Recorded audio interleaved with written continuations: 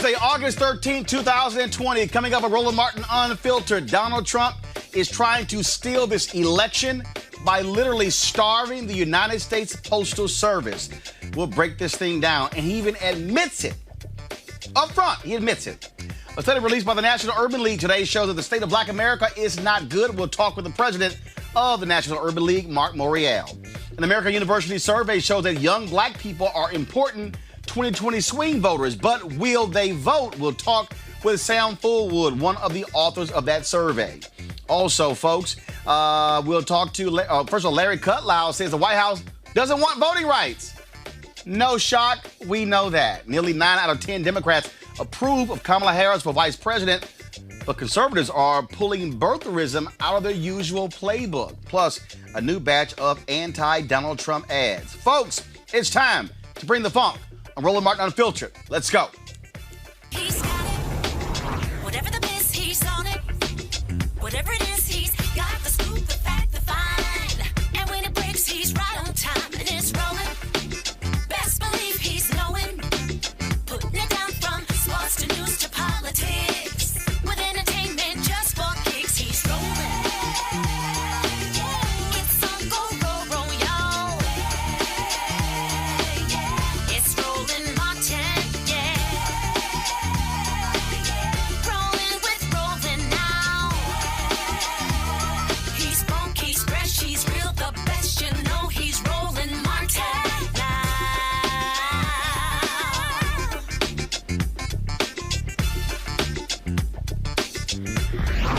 Martin! All right, folks, 81 days until Election Day. 81 days. If you go to my iPad, if you go to vote.org, folks, it's 81 days. You can, of course, go to vote.org to register. Check your registration, register to vote, sign up for the census, also request your mail-in ballot. And speaking of the mail-in ballot, speaking of that, Donald Trump is doing all he can to actually affect the election. This is what he said on Fox News today.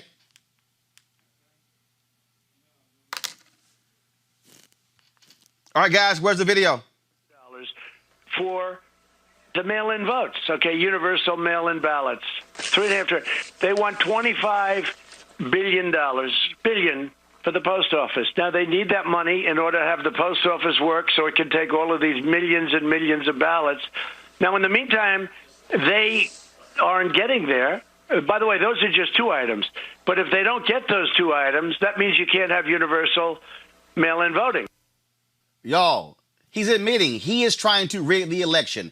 The person he installed as Postmaster General has been firing top deputies for the last couple of weeks. They also are deactivating machines that sort the mail, including ballots.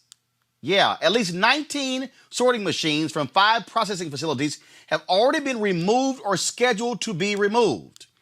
We expect to see millions more vote by mail in 2020 due to coronavirus, but Donald Trump is doing all he can to actually screw that up. Let's talk about it with our panel. Dr. Greg Carr, Chair, Department of Afro-American Studies, Howard University, Reese Colbert, Black Women Views, Erica Savage Wilson, host Savage Politics Podcast. Greg, he's been real clear. I want to rig the election. I will not fund the U.S. Postal Service. They're starving them. This is, he yells, rig, rig, rig. And here's the deal. Not a single Republican in Congress has the guts to say you're wrong. Well, they're all white nationalists, including Senator Scott from South Carolina. They've dropped all pretenses now. In the wake of the announcement of Senator Kamala Harris's vice president's camp bid, we see now all the pretenses have been dropped. They can't really talk about her. They can't lay a glove on her. So now they're just going to drop all the pretenses and go right to it. I mean, this has been building for a long time. Louis DeJoy, a campaign contributor to Donald Trump and another toady in his toady administration, he is at the post office with one task. He's got one job: implode the federal post office. And today, Senator Cardin and Senator Van Hollen out of Maryland and some other elected officials sent a letter to Louis DeJoy. He's going to ignore it. He ain't going to testify. He's there doing that. He doesn't care where people get their medicine. He don't care where people get their checks. They have one job. And finally, as we were talking a little bit before the show, Trump's fixer, Cohen, his book, I read the forward to his book. He's now, he's going to try to make his money. He said, and if by some way Trump loses this election, he's not leaving the White House. I'm telling y'all. So, anybody thinking that we can have a civil conversation about this? No, they've dropped all pretenses now. They're going full blown rule or ruin. That's their agenda. It's very clear, Erica, what they want to do. And again, folks have to be prepared to fight this.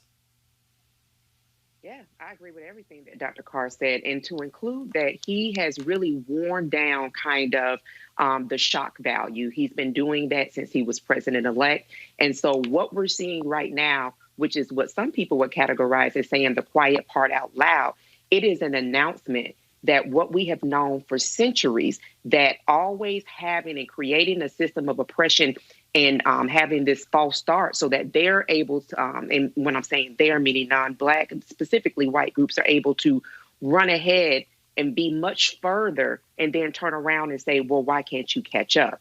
So I think that this kind of makes the case, again, for folks that are waxing poetic about the candidates. There's no time for this. We have got to be prepared to vote early. If you are in a state or a municipality that has a secure drop box, be prepared to drop it there if it's going to go straight to your elections office.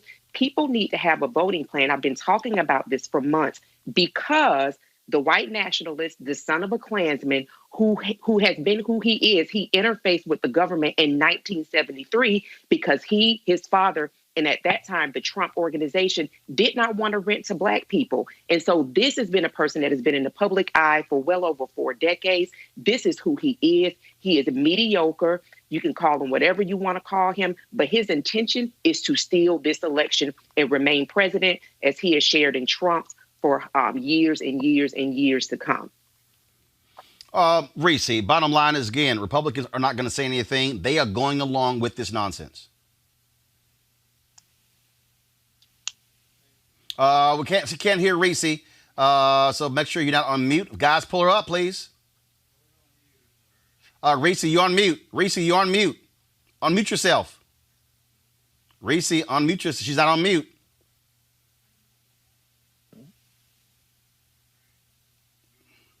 All right, y'all get it. Y'all get it going, figuring out the her Skype there. I want to bring up our next guest. We're going to talk about the State of Black America report, but I certainly want to ask him about this here. Mark Morales, President and CEO, National Urban League.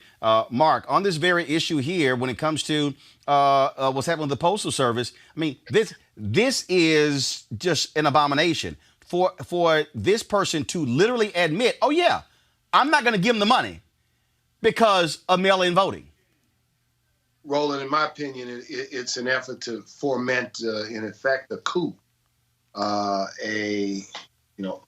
illegal takeover of the government by undermining the election system. Look, it's malfeasance.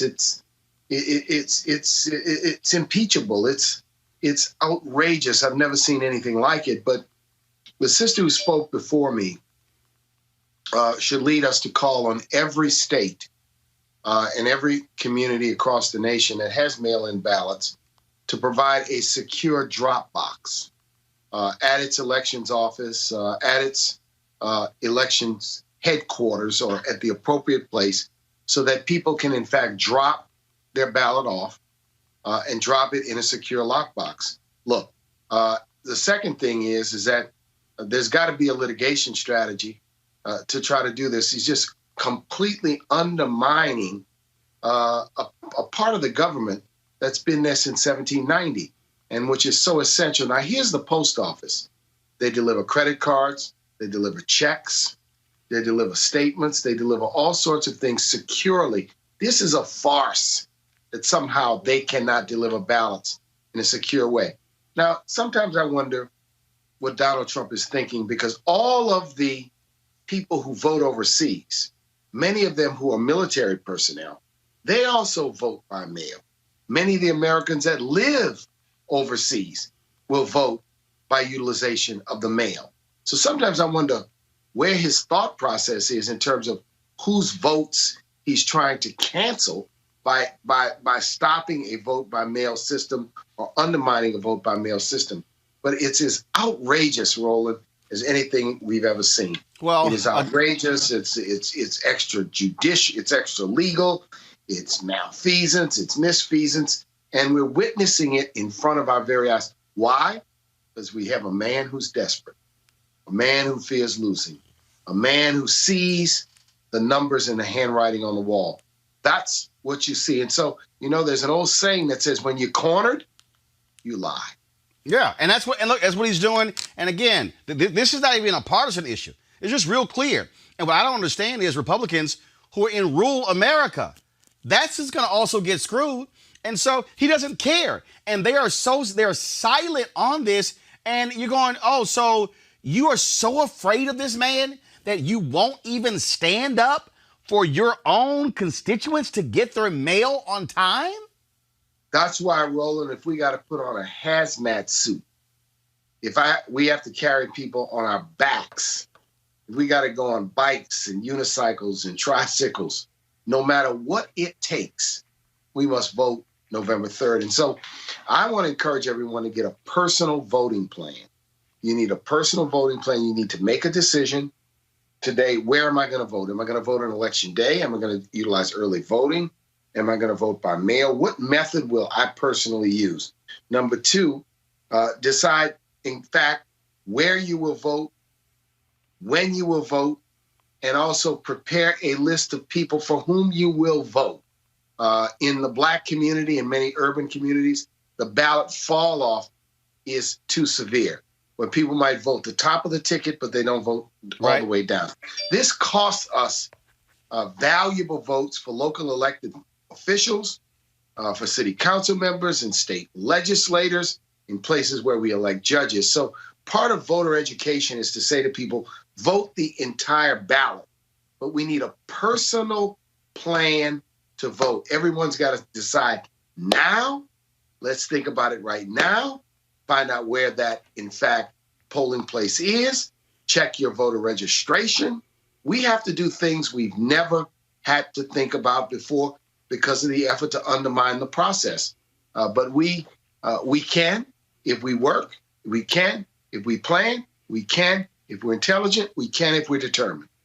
Let's talk about the State of Black America annual report, 44th report you guys are doing. Obviously, we have been so impacted by coronavirus. It impacts everything, whether it's jobs, whether it's health, whether it's education. I mean, you name it. We have been grossly impacted by COVID-19. And so what are this year's findings? So 2020 has been an earthquake when it comes to Black America. We've had an earthquake when it comes to health issues, an earthquake when it comes to economic issues, and an earthquake when it comes to racial justice issues. And while the statistics in the report predate COVID, I can tell you this. Number one, the Black unemployment rate is as high as it's been since the Great Depression. Number two, the number of African Americans who, because they are in essential positions, are placed in harm's way is part of the disproportionate impact of COVID on our community. Number three, when it comes to economics, we may lose, Roland, as much as 40% of our Black small businesses who simply don't have the capital and the wherewithal to make it through this crisis. And then looming on the horizon are a number of things. Number one, mass evictions, mass foreclosures. If Congress doesn't extend the eviction and foreclosure moratorium. Number two, on the horizon, layoffs by city governments, county governments, and state governments, which could mean another several millions of people out of work due to the economic effects of COVID. This is simply in the economic arena. We know the health numbers, twice as likely to die, 3 times as likely to have COVID. And there's disproportionality for the Hispanic community and disproportionality for the indigenous community. What we should also be concerned about is whether there's a plan when this vaccine is available for the vaccine to be readily available to those who are vulnerable and readily available on an equitable basis. So the findings in the report, we call it unmasked because it's unmasked these disparities that have been with us for a long time.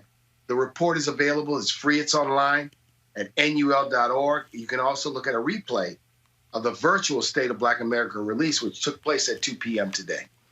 So what in terms of this lays out those things? What is the Urban League calling on black folks to do? What are the marching orders?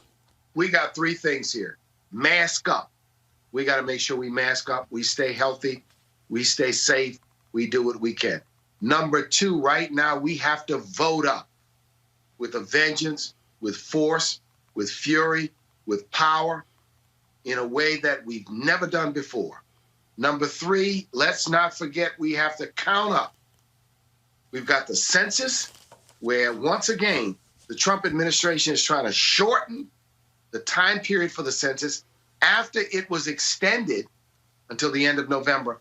That could cost us millions of, if you will, it cost us billions of dollars into our communities, and it could cost us representation in the Congress, in the state legislatures, and on city councils. So mask up, vote up, and count up.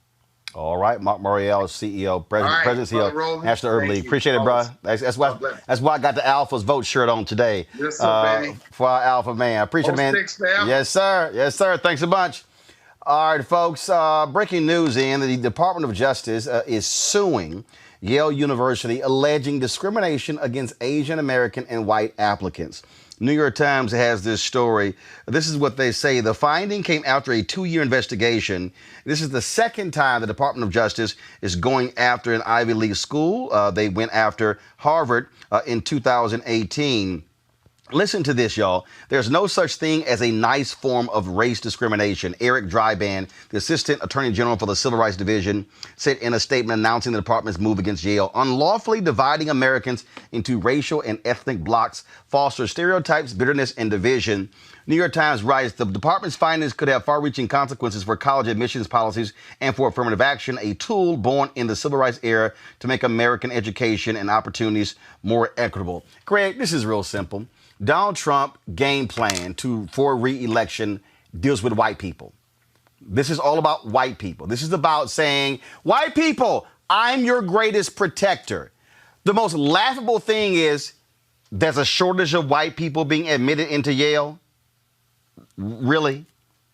And see, then what you're also seeing is the using of Asian Americans. And then you have some Asian American groups who are going along with it because they say, oh, we're being blocked from these Ivy League schools, when the reality is black and Latino people ain't keeping Asians out. It's white folks who have who are getting in there because of legacy. That's who's hurting Asian American folk.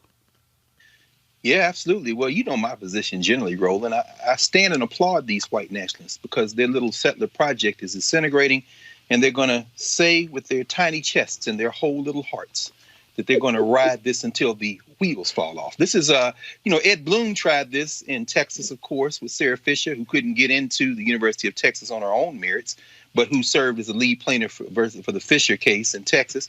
He tried it again by going at Harvard and using the Asians as the Trojan horse, so to speak, or not even the Asians. Let me not say that. Select cherry-picked Asian American front organizations that he was actually paying for, Bloom, this billionaire. And so these tiny white nationalists whose little experiment is coming apart as children continue to be born to non-white parents are now going to take this last few months of the Trump presidency and launch their attack through the Justice Department, of course, and we know, of course, the Attorney General, the Toad, is there to do exactly this, because this is the insurance policy that they're launching before November that speaks directly to the reason they've been stacking these courts with all these federal judges. So, and it's very important to understand this. Now, if you went strictly by grade point average, and this we saw this emerge in the UCal system years ago, then yes, there would be more Asian American students in the system if you just went strictly by grade point average and SAT scores. So what you find at Yale, what you find at Harvard, what you find at the Ivy League schools, that some of these schools have now reached a plurality of non-white undergraduate students. And this, of course, now mind you, I'm sorry, I'm not talking to the poor whites. Now, we understand that what elite universities are.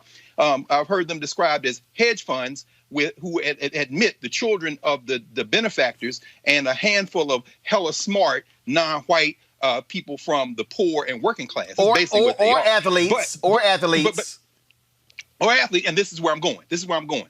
The only affirmative action that you find in higher education now is if you can run and jump, if you're black and brown, or have hella grades. And for those black and brown athletes, by the way, at Clemson and Ohio State and Oregon South, we want to play. Go get up under your mom and them and tell you, look, from now until December, be a student athlete. Sit at home, do your homework, figure out what it's like to be a student for a semester. But at any rate, is that, or, and here's where it comes to Yale and Harvard and the Ivy League, the affirmative action of having a parent who's a donor.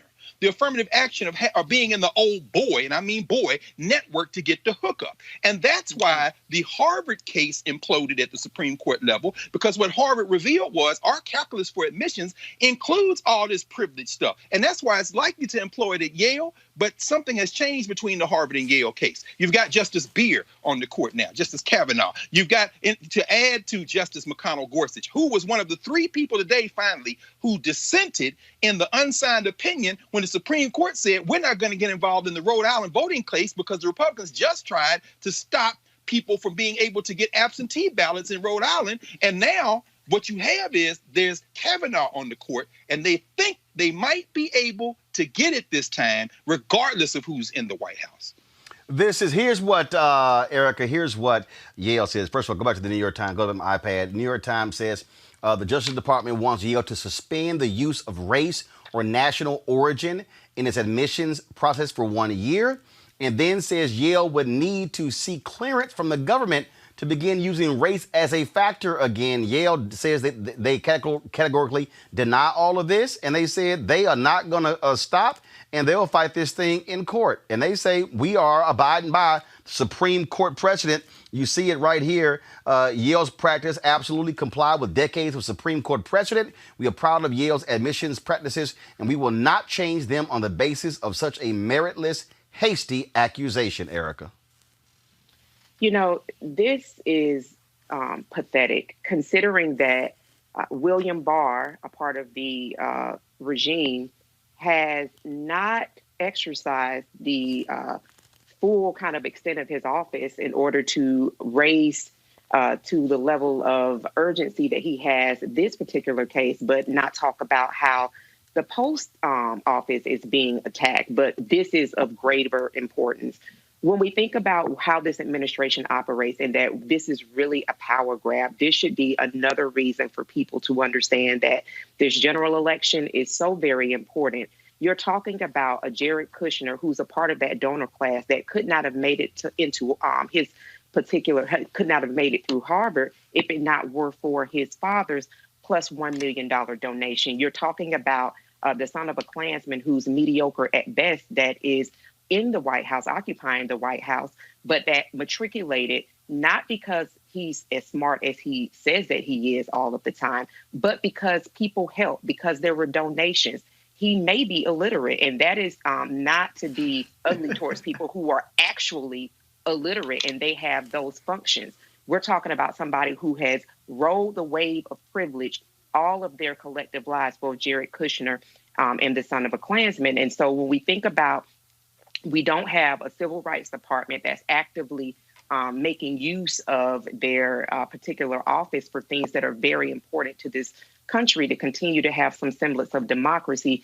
It's all that needs to tell you that this is breaking news around affirmative action in Yale. Look, bottom line, Reese, Donald Trump is yelling, "I am white people's only hope." He did it after Senator Kamala Harris. Oh, white suburban wives, vote for me. I wish these white people in the media stop saying, "Oh, what's all the phrases they use? They use whistle, dog whistles." No, he's yelling, "Hey, white people, y'all vote for me, not for them." It's real clear. Yeah, but actually, though, I think that he is trying to target the AAPI community, which has been trending far more closer to the Democratic Party. Exit polls in 2016 indicated that Hillary Clinton won 65% of the Asian vote But when they did further polling with larger sample sizes, that actual margin was 79% of the vote. And so this is going to be an election about suppressing the vote. We've already talked about that throughout the show. But it's also going to be about picking off a couple of percentage points from each demographic. And so I'm not saying that racism appeals to the Asian community by any means, but there might be some people that are already conservative that do feel like that Asian Americans are disadvantaged by these race-based policies, when in reality there are different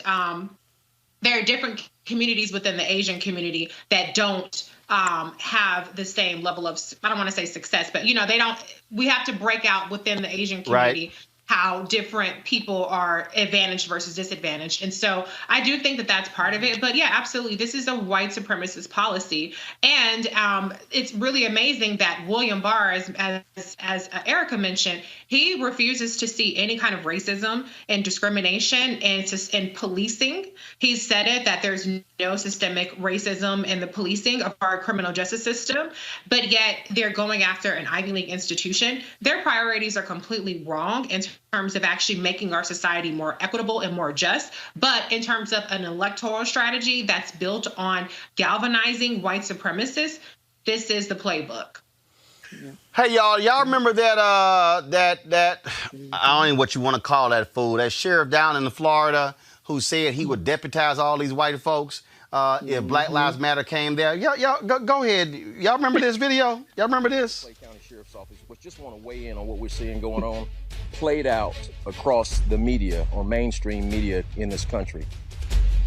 Look, folks, don't fall victim to subjecting yourselves to this conversation that law enforcement is bad, that law enforcement is the enemy of the citizens that we're sworn to protect and serve. We swore an oath. And in that oath... Y'all remember that little fake cowboy? Well, we got some more breaking news. And his ass just got arrested. Oh. Wow. Yeah, he got arrested for lying. Not, like, literally, he's been arrested. Was it a citizen's arrest? No, it wasn't no citizen's arrest. Now, and what happened was the special prosecutor actually even said to him, this is the headline right here from First Coast News. Breaking. First Coast News has learned that Sheriff Darrell Daniels faces at least one felony charge for tampering with evidence, as well as 3 other charges related to lying to investigators. Now, according to their story, the prosecutor in the case told him he had a choice: get arrested or resign. I don't understand why in the hell that was a choice, because if you did something wrong, you should get arrested regardless. And so this has been a long-running investigation. It's been taking place there. So big bad little cowboy, Erica, who said that if Black Lives Matter come here, I'm going to sit here and deputize every single person in my county to defend our property here. Well, his ass sitting in jail. Would you just look at that? And, I think when we talked about this, we kind of broke out what the demographics were like for this particular county that is actually named after a slaveholder. Surprise, surprise there. But that also he's appeasing his white constituency and not to be trusted, because this is the same person that was under investigation, namely because there was his wife, or he called the police when he was having meeting up with his lover, and it was soon discovered that this person who was his lover, he actually had formed a relationship with someone that was his subordinate. Well, that's what this is about, because he was booked on 4 charges after having his former mistress arrested illegally. Yep. Mm-hmm. See? And so, following the Trump playbook, particularly when you're Black, is only going to get you so far. So we'll see how he kind of holds up, or what tune he's singing, particularly because his marriage ended, unfortunately, and all of these different kind of, if you are Black, you will be arrested. things that are happening to him right now. So we'll see if he changes his tune soon after he's released and settles back into black life. Reese, here's this story from News 4 Jacksonville. Go to my iPad. Daniel has been under scrutiny from the Florida Department of Law Enforcement for more than a year after he was accused of ordering one of his deputies to illegally arrest his former mistress for stalking in 2019. She began a relationship with Daniels when she worked for him when they were both at Jacksonville Sheriff's Office, and the affair continued after he was elected sheriff. He says he did nothing wrong. Well, he's sitting in jail right now.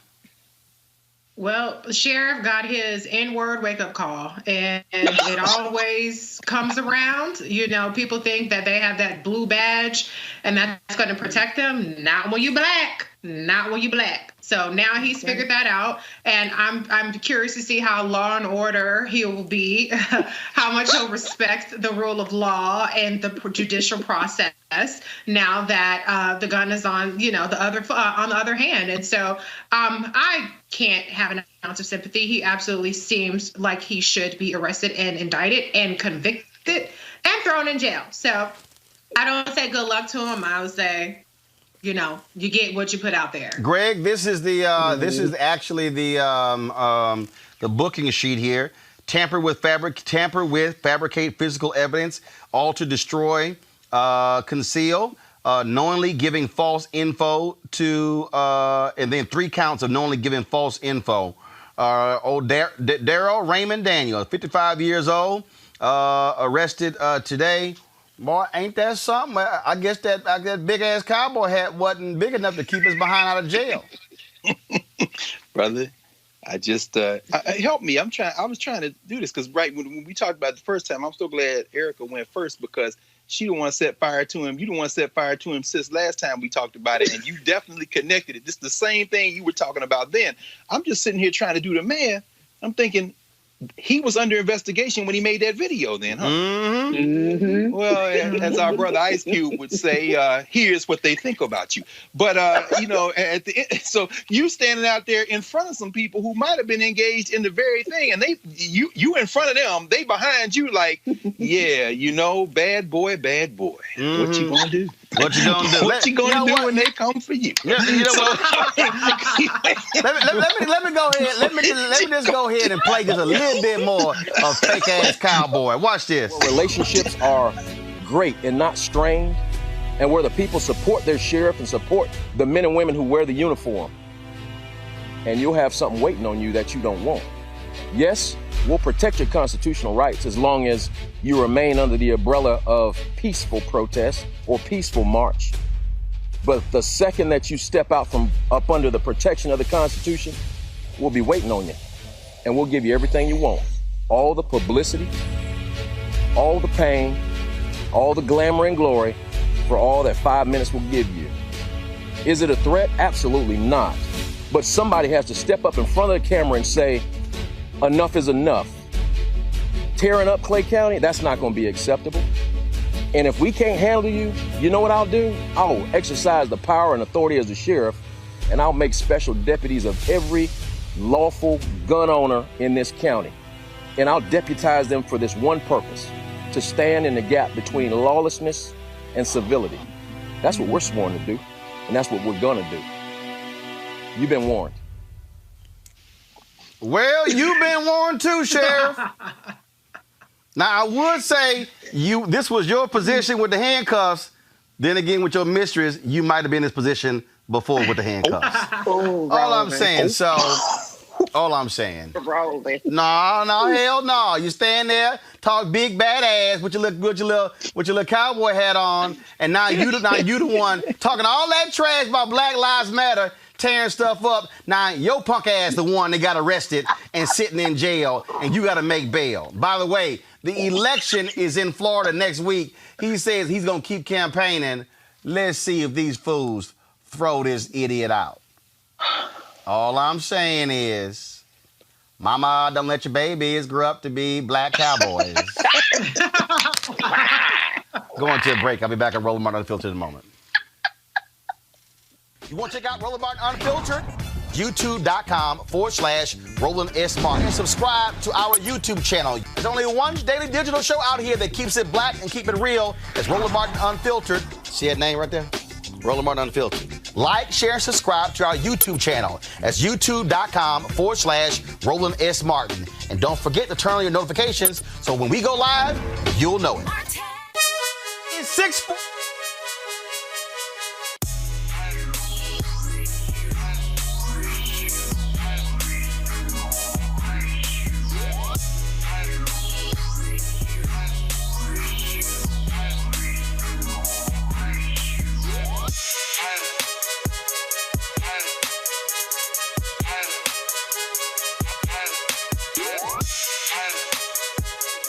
Black-owned company, Mary Spio owns it. She created a couple of these great products here, folks. One of them is this VR headset right here. You can just take your smartphone, drop it right into here, close this up, put this thing on your head, and you can actually go to their site or watch 360-degree video right here, virtual reality video with this headset. Of course, they have content on Ceek.com. You can actually subscribe to that. So that's a pretty cool headset right there. Then also they have these 360-degree 4D headphones. And so you can, of course, amazing bass. You can also, if you're a gamer, you can utilize the microphone for these headphones as well. Bluetooth, so you can, I've had conversations with folks when I'm out walking with these headphones on. And so if you want to get either one of these or get both of them, go to Ceek.com, CEEK.com. Use the promo code RMVIP2020, RMVIP2020.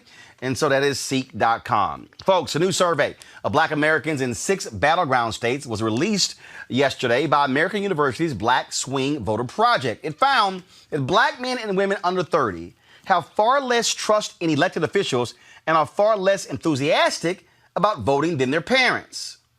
Let's break it down with Sam Fullwood, a fellow at the Center for Professional and Presidential Studies at American University. Sam, explain this, because when you look at this here, 21% of those 18-29 say they're not going to vote. They're not going to vote at all. 60 plus, 5% say they're not going to vote. That's a huge gap. How you doing, Roland? I'm happy to be with you. Yes, indeed. This was somewhat surprising, but once we sort of looked at it a little deeper, it wasn't all that surprising at all. What we found was we did a survey of 1,215 African Americans of all ages in 6 swing states: Wisconsin, Michigan, Pennsylvania, North Carolina, Georgia, and Florida. Our idea was less to find out about who they were going to vote for or whether they were going to vote, but more about what their attachment is to various institutions of American society, political institutions. And what we found was that there is relatively weak attachment, particularly for young African Americans, and it is reflected in their choices of who they were going to vote for or whether they was going to vote. And so you zeroed in right on the most shocking number, which is about 21% said that they will not vote. When you add that to those that said someone else or not sure, you get almost right at 50% of young African Americans, young under 30, saying that they're not going to vote at all. Now, were these folks just told African Americans? Were they registered voters? Were they likely voters? Or were they just simply African Americans? They were just simply African Americans. We were not interested in getting a read on likely voters because you kind of know that they're more inclined. The real challenge to increase political power among African Americans is to get the people who are disconnected engaged, and that's what we wanted to assess. So, in looking at this here, a lot of people keep saying Biden, Harris, they got a big problem when it comes to young voters. And then I hear young voters who are like, oh, our issue's not being addressed. And I keep saying, y'all, this is real simple. They're going to talk to the people who are going to vote. And the reality is, if 35 plus are the ones voting, and all these young people keep saying, hey, here are demographics, I've said this to them which I say to Latinos, your demographics don't mean jack unless you put your demographics to action. Well, I think you're absolutely right about that. But the other side of that is, if you really want to bring about the kind of change that you're talking about, you got to vote. And a lot of young people, you see them now, they're in the streets saying they want change. They've got to vote, and they've got to convince their friends to vote. Well, and again, also this whole idea of there are no perfect candidates. Okay, right. There's no such thing as that. And look, voters make choices.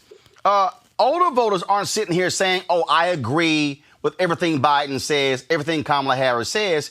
No, what they're saying is, I got two choices. I got Trump, Pence. I got Biden, Harris. Now, that doesn't mean you still don't hold Biden, Harris accountable if they win. But what we do know is this here. If these are your issues and Trump, Pence wins, you won't even get a discussion with them. They would be diametrically opposed. That's why it tripped me out when I hear these Bernie people yelling, if it ain't Bernie, we're going to vote for Trump. I'm going, you do know there's nothing Sanders agrees with Trump on. Yeah. There's a level of political sophistication that I think a lot of people, a lot of Americans, and not just African Americans, but a lot of Americans don't understand. Goes back to sort of having a real firm understanding of how civics and how the government works. You got to participate. You got to be able to rally around the choices that you have, or you create the choices. You run yourself, and you put yourself out there to do that. But saying that you're not going to participate is just a fool's errand if you think that you're going to try to get ahead. One of the things that we were interested in looking at this study was the degree to which African Americans, particularly young African Americans, feel disconnected and disaffected by the society. And we seem to think that there's a large level of that, a large level of people, a large number of people who just don't care, who have withdrawn. And I think that presents an opportunity for the Democrats or for progressives, because if they were engaged, that's the way they would vote. The remixtress on YouTube has a great comment, which I love. My nephew said he wasn't going to vote, and I told his dumb ass not to come back to my house because I'm quarantining from stupidity. And again, and look, there are people out there who are like, Roland, you should make fun of young people. But this is what I'm saying. If your concern is student loan debt, if your concern is the environment, if your concern is housing, if your concern is public transportation, if your concern is income inequality, the reality is who is in elected office plays a role in all of that. And you must be willing to engage in the political process, because if you say, well, I'm just going to sit out and I'm going to wait, well, exactly who are you waiting for?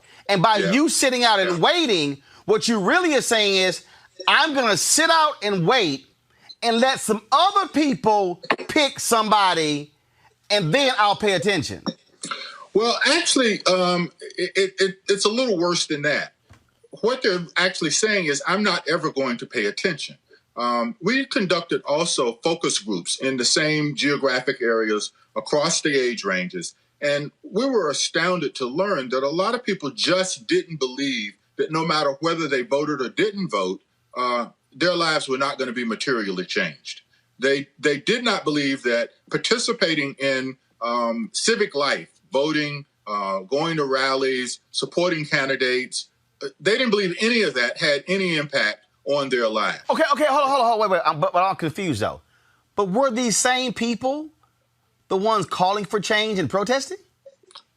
Yes, that's true. So we found what? that many of them thought that the way that you could get what they wanted was to protest. They thought protest. But wait. I'm confused.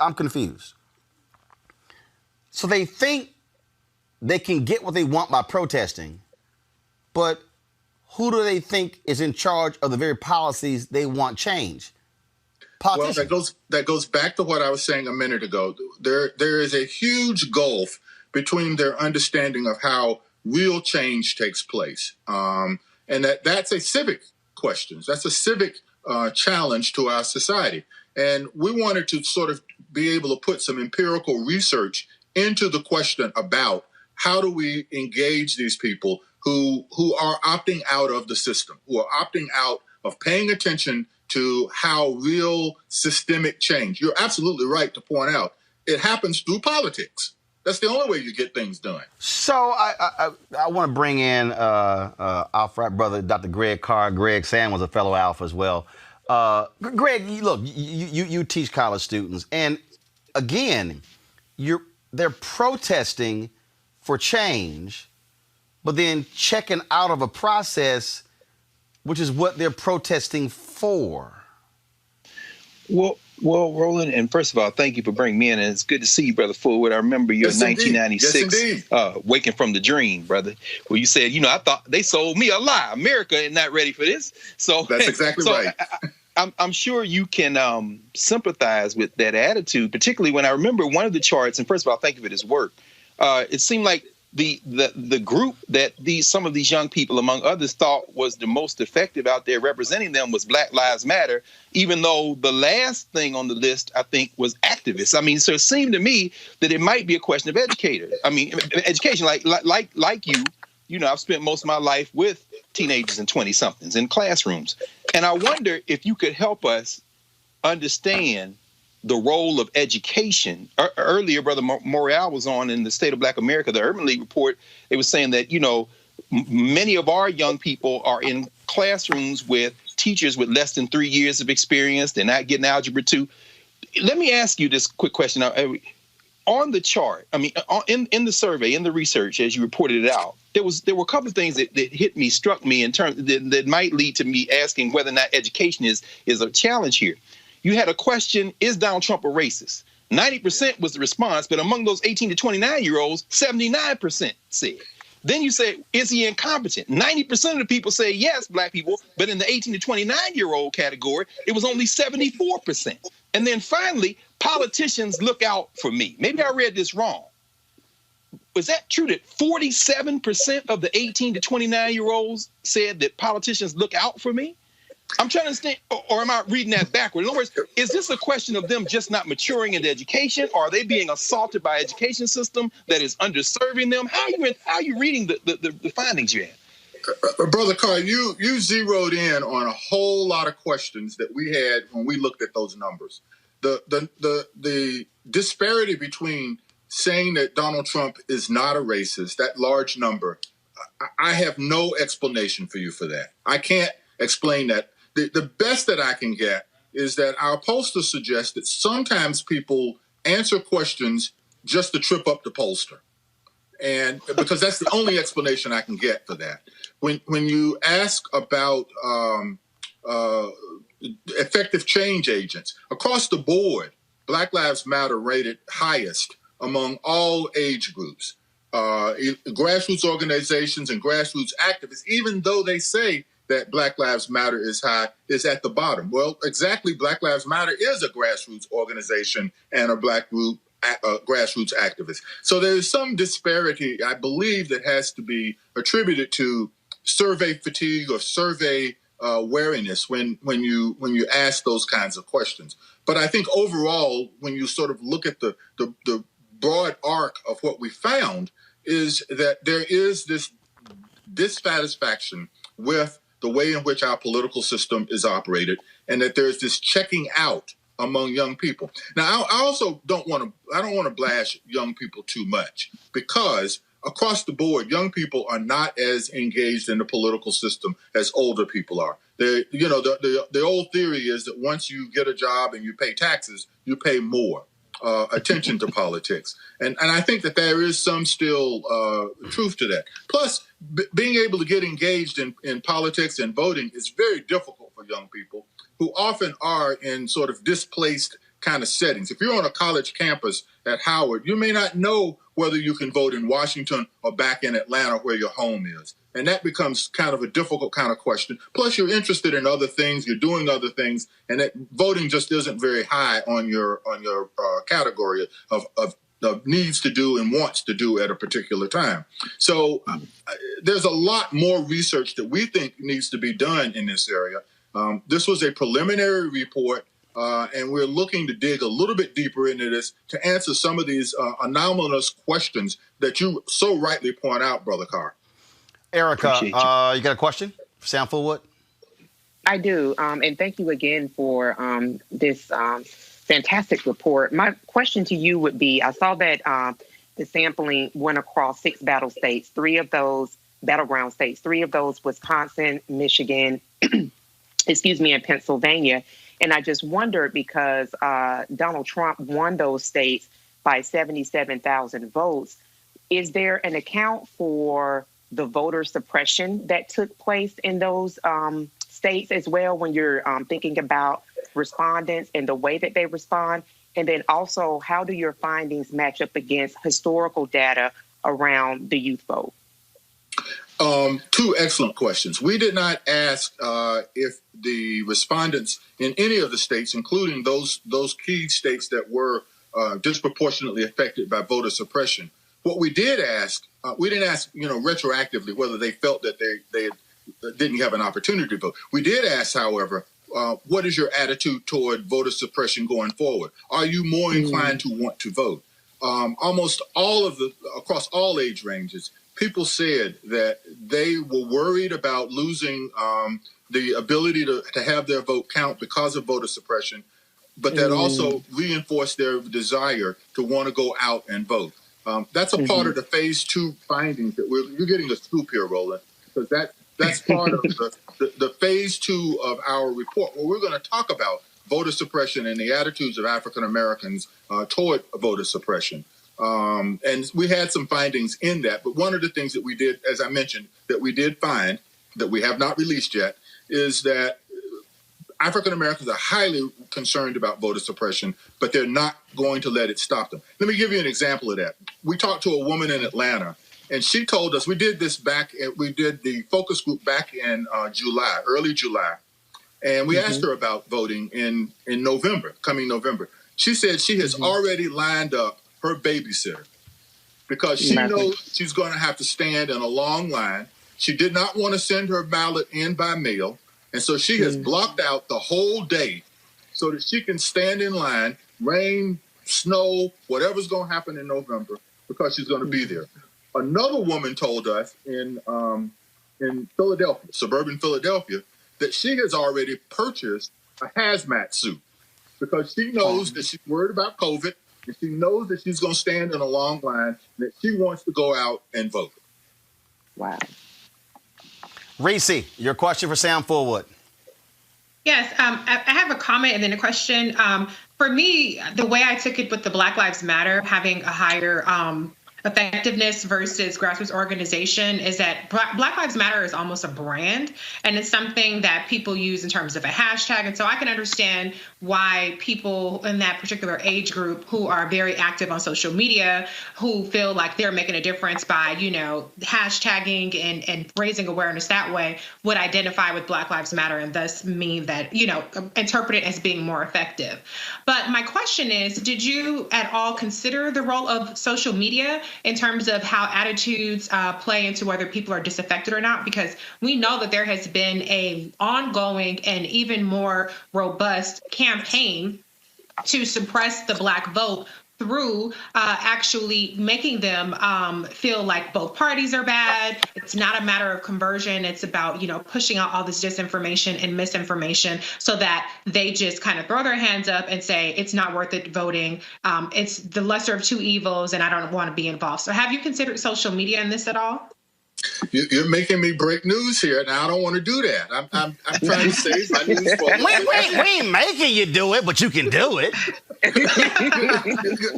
You're twisting my arm here now, and I'm hurting on this. Yes, we did consider the role of social media, and what we found was that, true to form, young people are using social media more. That's the way that they get their information. That's where they get their news from. That's how they communicate. That's how they organize. And they view that as very powerful. To your comment about Black Lives Matter, what was remarkable, we sort of expected that young Black people were going to say that. We did not expect that 60 plus African Americans, no matter the geography, all rated Black Lives Matter as the most effective change agent in the country.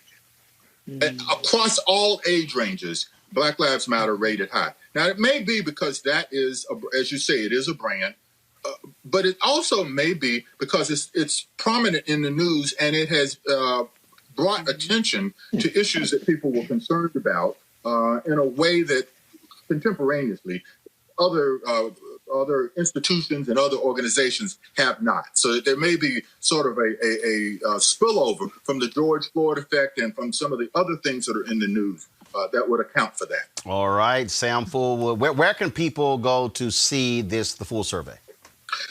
It's on the American University School of Public Policy website. I don't have that right in front of me, but that's where it's posted there at AU's School of Public Affairs website. All right. Sam Fullwood, Center for Professional and Presidential Studies at American University. We certainly appreciate it. Always good to have an Alpha brother. That's why I got the Alpha's vote shirt on today. We got to get out there and vote. I appreciate it, man. 06. Yes, sir. Thanks a bunch. Thank you so much, Roland, and all of you for being out there. All right, Sam. Thank you so very much. Folks, you heard Sam Fullwood talk about young voters and black people across the board are concerned about voter suppression. What Donald Trump is trying to do with the post office is exactly that. Joining us right now from Kansas City, Congressman Emanuel Cleaver. Congressman, glad to have you on the show. Another good Alpha brother. How you doing? I'm doing great. One of our sisters just was nominated as vice president on the Democratic ticket. So not nominated yet, but will be. So I'm doing good. It's time for one of the brothers to get up there. Well, it's time to make some changes here. That's the whole key. Let's talk about this here. To see what Donald Trump is doing, they do not care. And the fact that your Republican colleagues are saying nothing, even the rural ones who you would think will be fighting for the Postal Service. Well, and I think they're going to get hurt in this campaign because I think they are being silent on this issue. And in the rural areas, look, when they redistricted me almost 10 years ago now, they put me out into towns like Excelsior Springs and Oric and Mayview and Higginsville and Lawson and Oak Grove and Odessa and Slater, all those in my district. I only have about 18% African Americans, but I represent all those areas out there, and of course they don't have our frat out there represented much. But nonetheless, they do survive in no small part because of the post office. And I think one of the problems that these members of Congress are going to have is explaining what they're doing at the post office. Look, if you live in a rural area right now, or if the president's new postmaster general, a guy by the name of Louis DeJoy, who just coincidentally, just donated $2 million to the Trump campaign, and then he was appointed as the postmaster general. What he's trying to do is slow the mail down and say we're going to stop the mail, hold the mail for a day longer to reduce costs. Well, out in the rural areas, there are not a lot of pharmacies, so most of the people receive their medications by mail. We call it mail by medication, and so I think that there's going to be a revolt in these small towns. Because the president, he probably wants them to vote, but he's doing enormous damage to their communities. I was born in Waxahachie, Texas, 12,000 people. My grandma went to Post Office Box 563 every day at 2 o'clock to meet my aunt, and Aunt Lee. They'd meet, gossip, go back home. And she did it up until her 90s. So they're going to destroy the post office, trying to do it to win an election. Now, they're creating a shortage of workers. They fired a lot of the top employees at the Postal Service. They have ended up eliminating much of the institutional memory. So they don't want people up there who understand how the post office should operate. So he's already fired them. And the strange thing is, Roland, is that the post office polls in the 90s. In the 90s, one of the highest polling institution in the United States. I think they're making a mistake, and I think Democrats will make a mistake if they don't go out and run their campaigns talking about the post office. Absolutely. Now, what can Congress do? I mean, someone tweeted that earlier. They were like, Democrats, what are y'all going to do? Well, you control the House, but you don't control the Senate. So when it comes to this funding, you could pass it in the House, but Mitch McConnell won't do jack in the Senate. Well, we did. It is in the COVID stimulus package, funding for the post office. One of the reasons people are asking me here at home, why don't you guys, go ahead and pass the legislation that's compromised? Well, why would I go and compromise, and which would amount to destroying the Postal Service? And we're saying the Postal Service, in our estimation, is worth saving. And another thing that I think, especially African Americans ought to think about, maybe this generation probably doesn't have that problem, but when I was a boy, a teenager, if a black person had a job at the post office, they were up in the middle class. I mean, that was big time. You could get a Thunderbird. Worked at the post office. I mean, this was big time stuff. So one of the reasons we haven't been able to compromise because the Democrats know that Donald Trump wants to use the Postal Service to suppress the vote, and also privatize. Yes, and that's the ultimate goal, is to privatize. He hates Bezos, who owns Amazon. And so he wants to, and frankly, I think the president, let me say this, the president had not put his attention on the post office until the post office about 8 months ago signed a deal with Amazon so that Amazon would do some of the mail in the smaller communities because it was too costly for the Postal Service to do it. So, and I thought when that happened, Donald Trump said, "You're going too far," and I hope the voters will understand this. And in 2006, George W. Bush signed legislation that the Republicans were able to push through the House and the Senate. That's when they, were pretty much in charge of everything. And in that bill, they created a weird requirement of the Postal Service, and it was this. You have to not only run a profit, you have to pay for the health care for retirees 75 years in the future. So when everybody talks about the post office is losing money, that's not true. In terms of the operation of the Postal Service, they make a small profit, of course. But the problem is that they're years right now, probably about 8 years behind on the prepayment for the retirees. And no other agency in the federal government, no other agency on the planet, no other agency in the galaxy is required to do that except the Postal Service. A part of it is that the Postal Service is unionized. They hate that. And then secondly, I think most of the majority of the workers, I think, are African American. And then thirdly, in a pandemic, African Americans are voting by mail. All right, Congressman Emanuel Cleaver. We're going to keep letting folks know about this and letting them know what they must do to protect their right to vote, because it certainly is a precious right. Good to talk to you. Thank you very much, sir. Folks, this was an ad that the Postal Service ran back in April.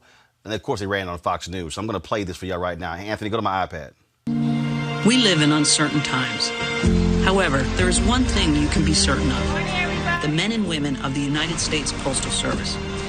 We're here to deliver cards and packages from loved ones and also deliver the peace of mind of knowing that essentials like prescriptions are on their way.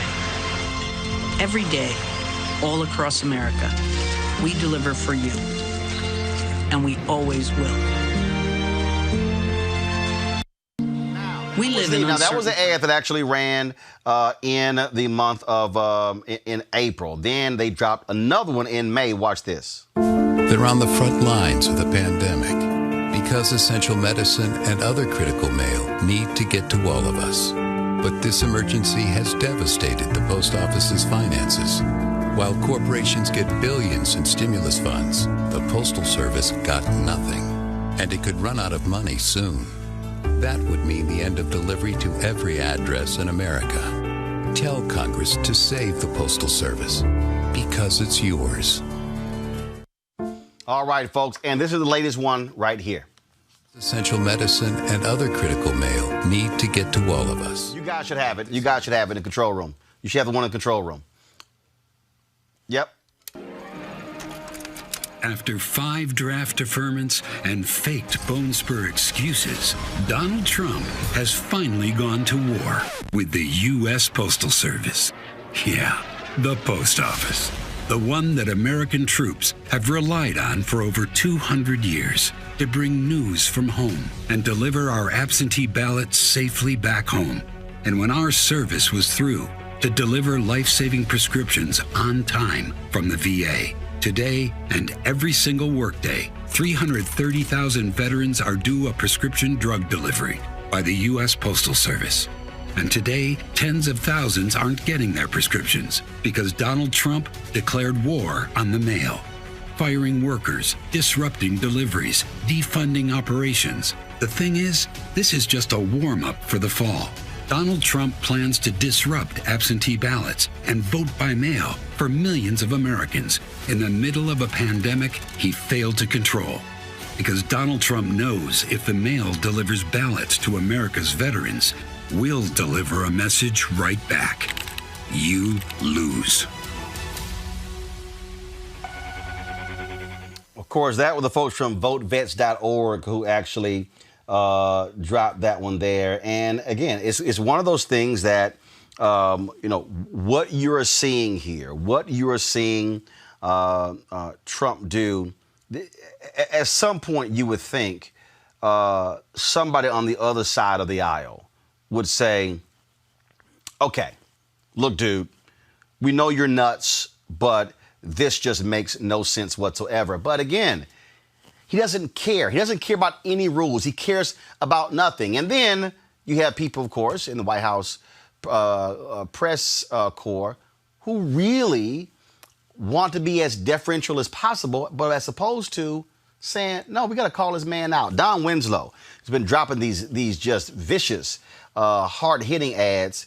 Check out this one that he's dropped about Donald Trump. What happens if you stop letting Trump interrupt you and just wave you off? And yet, excuse me. How does that go to the U.S. default on its obligation? All the time. Excuse me. You're a billionaire, though. Why would you not move it here just for having it in America? Excuse me. After 3 years, what if you simply call a lie on national television instead of a false statement or some other polite phrase? How many times Trump has said things that simply aren't true? What if you interrupted Trump and corrected him in real time when he took credit for policies President Barack Obama actually did? We'll always protect you on pre-existing conditions, much more so than the Democrats. What if you directly followed up and asked the same question Trump just refused to answer for your colleague? Please, go ahead in the back, please. I have 2 questions. No, it's okay. But you pointed to me. I have 2 questions, Mr. President. Next, please. But you called on me. What a stupid question that is. What a stupid question. But I watch you a lot. You ask a lot of stupid questions. What if the next time Trump called one of your colleagues stupid, the entire White House Correspondents Association got up and walked out in protest? What if you stopped being so polite? You are fake news. You know what, Reese? That's it. You got to call a lie a lie. I can tell you, when he first got there, all these people, they were like, well, no, they were dancing all around. And I remember I went on ABC and I said, y'all, a liar lies. It's a lie. Call it what it is. This man continues to say he signed this veterans bill that Obama signed in 2014. He literally repeats the lie, oh, yeah, we gave veterans choice. Obama signed it. This fool didn't.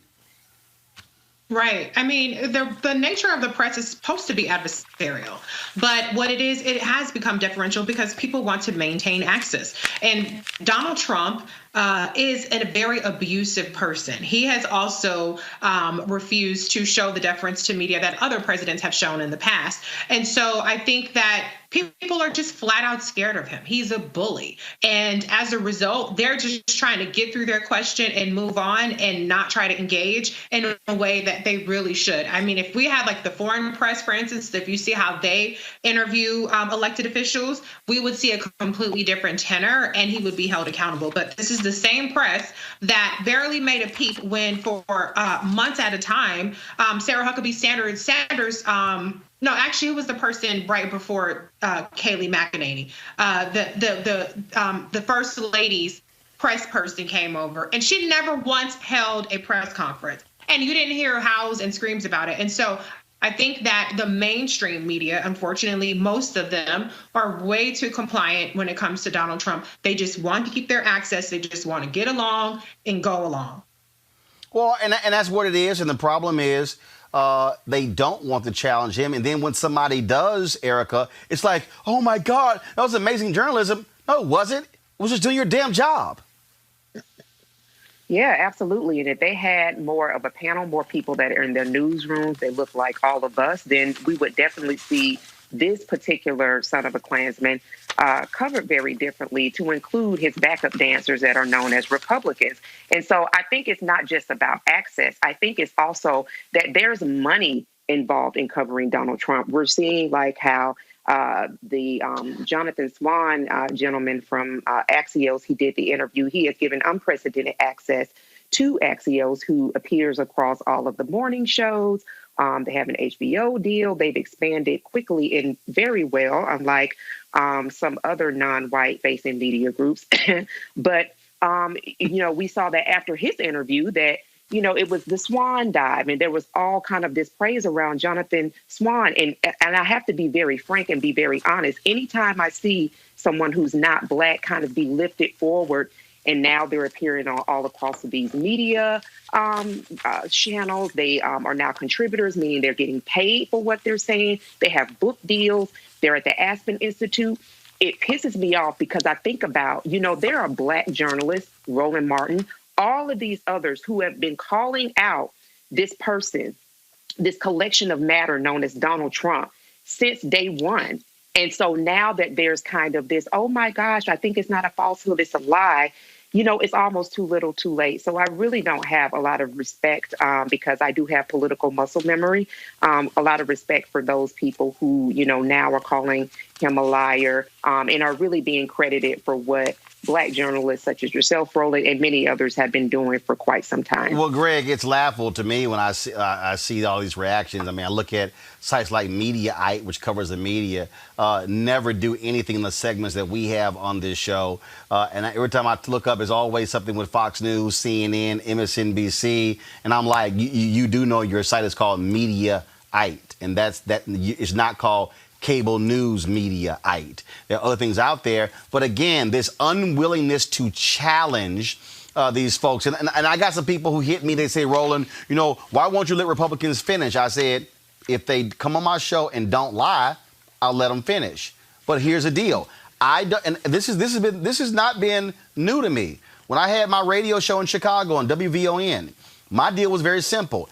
If someone starts to lie, I am going to interrupt them because I cannot allow my audience watching to go, oh, well, Roland didn't say anything, so clearly what they said must be true. No, I'm not going to let people lie on the show and then, like these networks do, and then just let it slide. No, it ain't gonna happen. No, brother. And in fact, what is the function of the news? What is the function of the press in a society? One of the functions, theoretically, is to speak truth to power. That's why we have a First Amendment here. Now, we know, of course, the United States of America is an aspirational concept. It has never been, in fact, what it claimed to have been in its language. And that's why I mentioned Sam Fullwood's book. He, 1996, he wrote a book called Waking from the Dream. He said, if I colored in the lines, did everything right, I thought that this would be the reward. He said, and then I found out that that's not how America works. And I remember he ends the book by saying, it might be too late for America. And I think this is something we really need to understand at this moment. We have to understand that the post office in particular, this is a perfect storm of a convergence of two interests of the white nationalist party. The white nationalist party, like the Democratic Party to a lesser extent in terms of the field in which it operates, is undergirded by money. So Erica hit it on the head. It's just about money. That's one element. But then it's also kept in the public eye and given political support because of what you've said. It's direct appeal to white nationalism. Now, how does that relate to the post office? The United States Post Office is the central nervous system of the United States of America.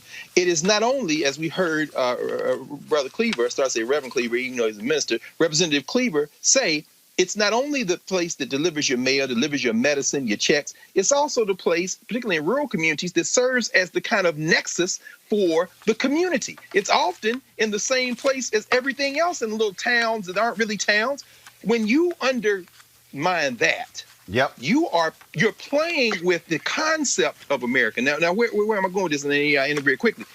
When you see George Bush and them attack it, as Manuel Cleaver said, in 2007, that's with a direct eye toward privatizing the post office. See, they put that 75-year pension thing in the future so that they could get their hands on that business. You see, get their hands on that business. Now, you fast forward to where we are now, and now you've got a convergence between that business interest, they want to privatize it, and the white nationalist party wanting to continue to hold power. But here's where the problem comes. And here's where I would agree with Sam Fullwood, even though he was just talking about the black community. I'm talking about this whole concept called the United States of America. When you ruin the United States Post Office, and when you then go on to ignore anybody's attempt to stop you, because remember, Benny Thompson is the chair of Homeland Security. He could call this clown Louis DeJoy in, and he'll probably ignore any subpoena to come testify to what's going on. But when you undermine the post office, you don't put it back together. This country is going to fracture. It's going to dissolve. Many of us, myself included, won't shed a tear. Because what's going to come after that is the potential of rebuilding society. It might be regions of this country. It might be clusters of people of goodwill. It might be the cities. But whatever comes in the wake of that, what you're not going to have is what was there before it. These white nationalists are going to mess around and destroy their little project. And this is evidence of it. And anybody not talking about it, anybody not coming in and tell this man he's a liar to his face, and I promise you, look, Yamiche Alcindor, April Ryan, his sister Abby worked for Abby Phillips. Abby Phillips, I'm telling you right now, and I'm not trying to gender this, but I'm imagining her. Let me just say this: their mothers, their sisters, their cousins, their significant others, their brothers. I'm saying, you talk to Gussie Carr like that, big boy, and we're gonna have a conversation. I don't give a who you are. You're just stupid. Look, man. At what point does self-respect enter this conversation, bro? That's what I want to know. And understand how they think. Ari Fleischer actually tweeted this today, y'all. Look at this. Just as I thought, Biden is talking now and CNN is taking him live, which they don't do for Trump. Could their double standard be more glaring? Y'all, they showed empty podiums in 2016. They showed nearly every rally. And he's upset because when Donald Trump lies in his news conferences, they're not taking it because he's a liar. And I need y'all to understand. I know some of y'all are sitting here watching. It's like, okay, but you're like, why you keep hitting this vote thing hard? First of all, y'all need to understand, I'm going to hit voting every single day. Okay? I'm going to wear as many of these. Give me a wide shot. I'm going to wear as many of these shirts as possible because I'm purposely hitting y'all with messaging. You can zoom out. I'm purposely hitting you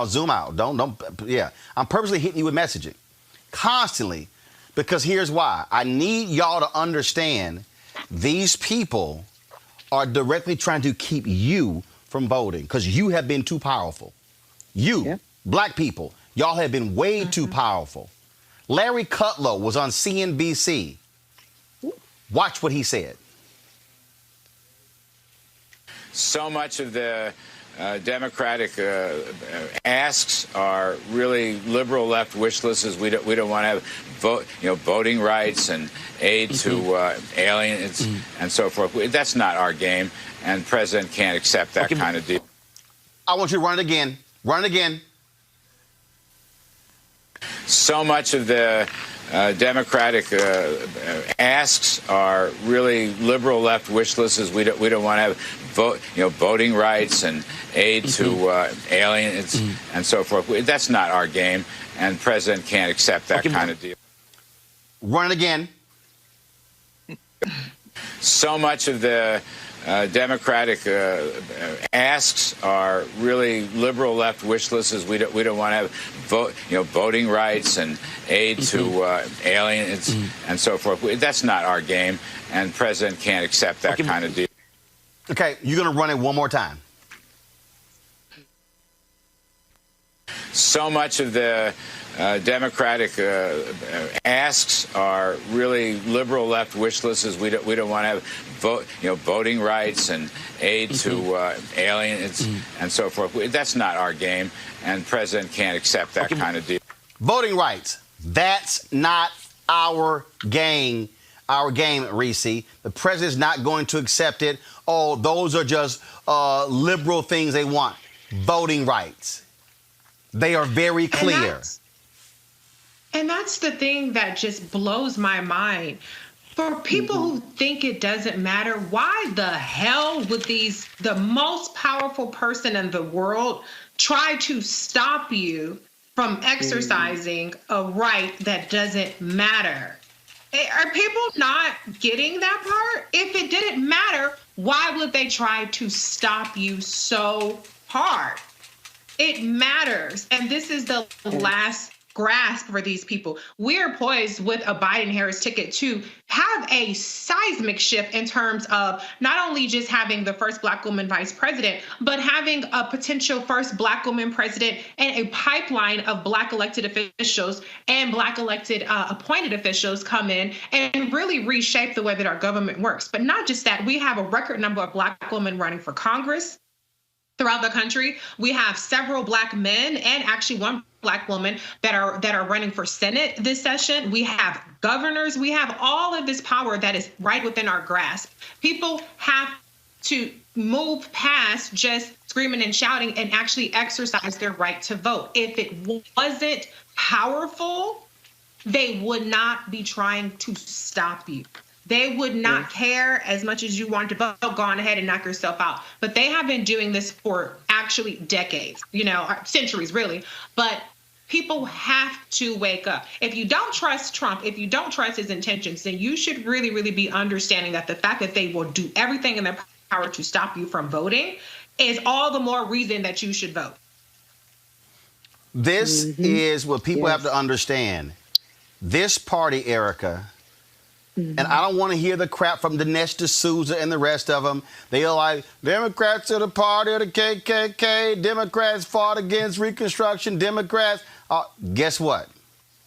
The party today in 2020, where you typically, who is likely to make racist comments?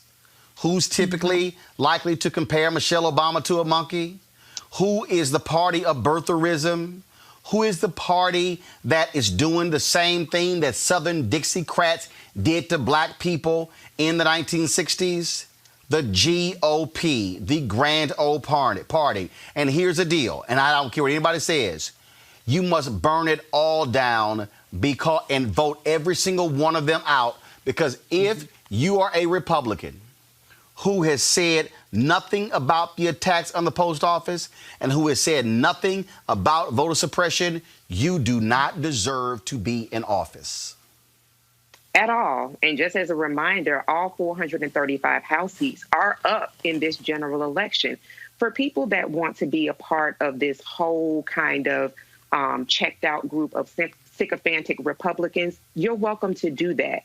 But for everyone else that really is interested on this Black Woman's Payday 2020 and ensuring that we do move closer to closing that particular equity gap, because we see that white men, still are lead earners in this country, that they absolutely understand that exercising a vote in this year will determine how their lives will go November 4th, 2020 moving forward. Like, this is not a drill. This is not a game. I'm always fascinated by those individuals who spend more time on social media having conversation about things that do not matter, that do not impact their daily lives. When we talk about politics, we're not just talking about, we talk about it from a very broad place, but we're also, this entire panel, we're talking about how politics interfaces with you every single day. And so to welcome in, because that's essentially what's happening for those individuals who talk about they're not voting, or they want to try to recall the history of the Whig Party, the Republican Party, the Democrat Party, Independence, Libertarian, Green Party. I mean, we could go on. What we need to do is look at the past 4 years and what does the quality of life look like as it relates to the party, as you so laid out, Roland, of those who have been oppressing your right to vote, have said that national strategy be damned, just wear a mask or don't wear a mask. The same party that's ensuring the same week that we saw moratoriums about to expire, July 31st, that there were 2 more federal judges that were confirmed to the bench, that all of these pieces connect, that if a person is more actively outraged on simple stuff on social media, then they deserve all of the hell that is going to be, that Donald Trump so willingly is ready to give if they do not exercise their right to vote. This is not a game. This is a time to get information. And speaking of that, before Greg speaks, I'm going to play this video. Y'all, this was 4 years ago. This was 4 years ago. And I want you to listen to what I said 4 years ago, shortly after these idiots put Donald Trump in the White House.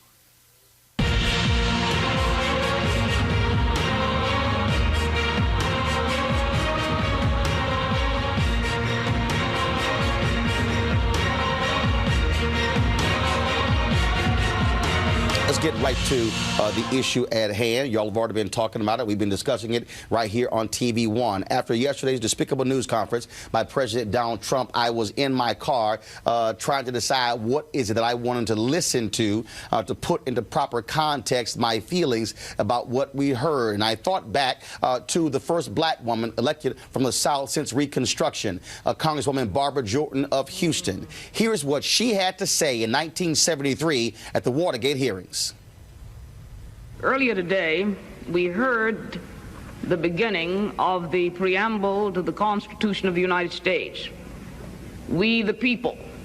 It's a very eloquent beginning. But when that document was completed on the 17th of September in 1787, I was not included in that we the people. I felt somehow for many years that George Washington and Alexander Hamilton just left me out by mistake. But through the process of amendment, interpretation, and court decision, I have finally been included in we the people.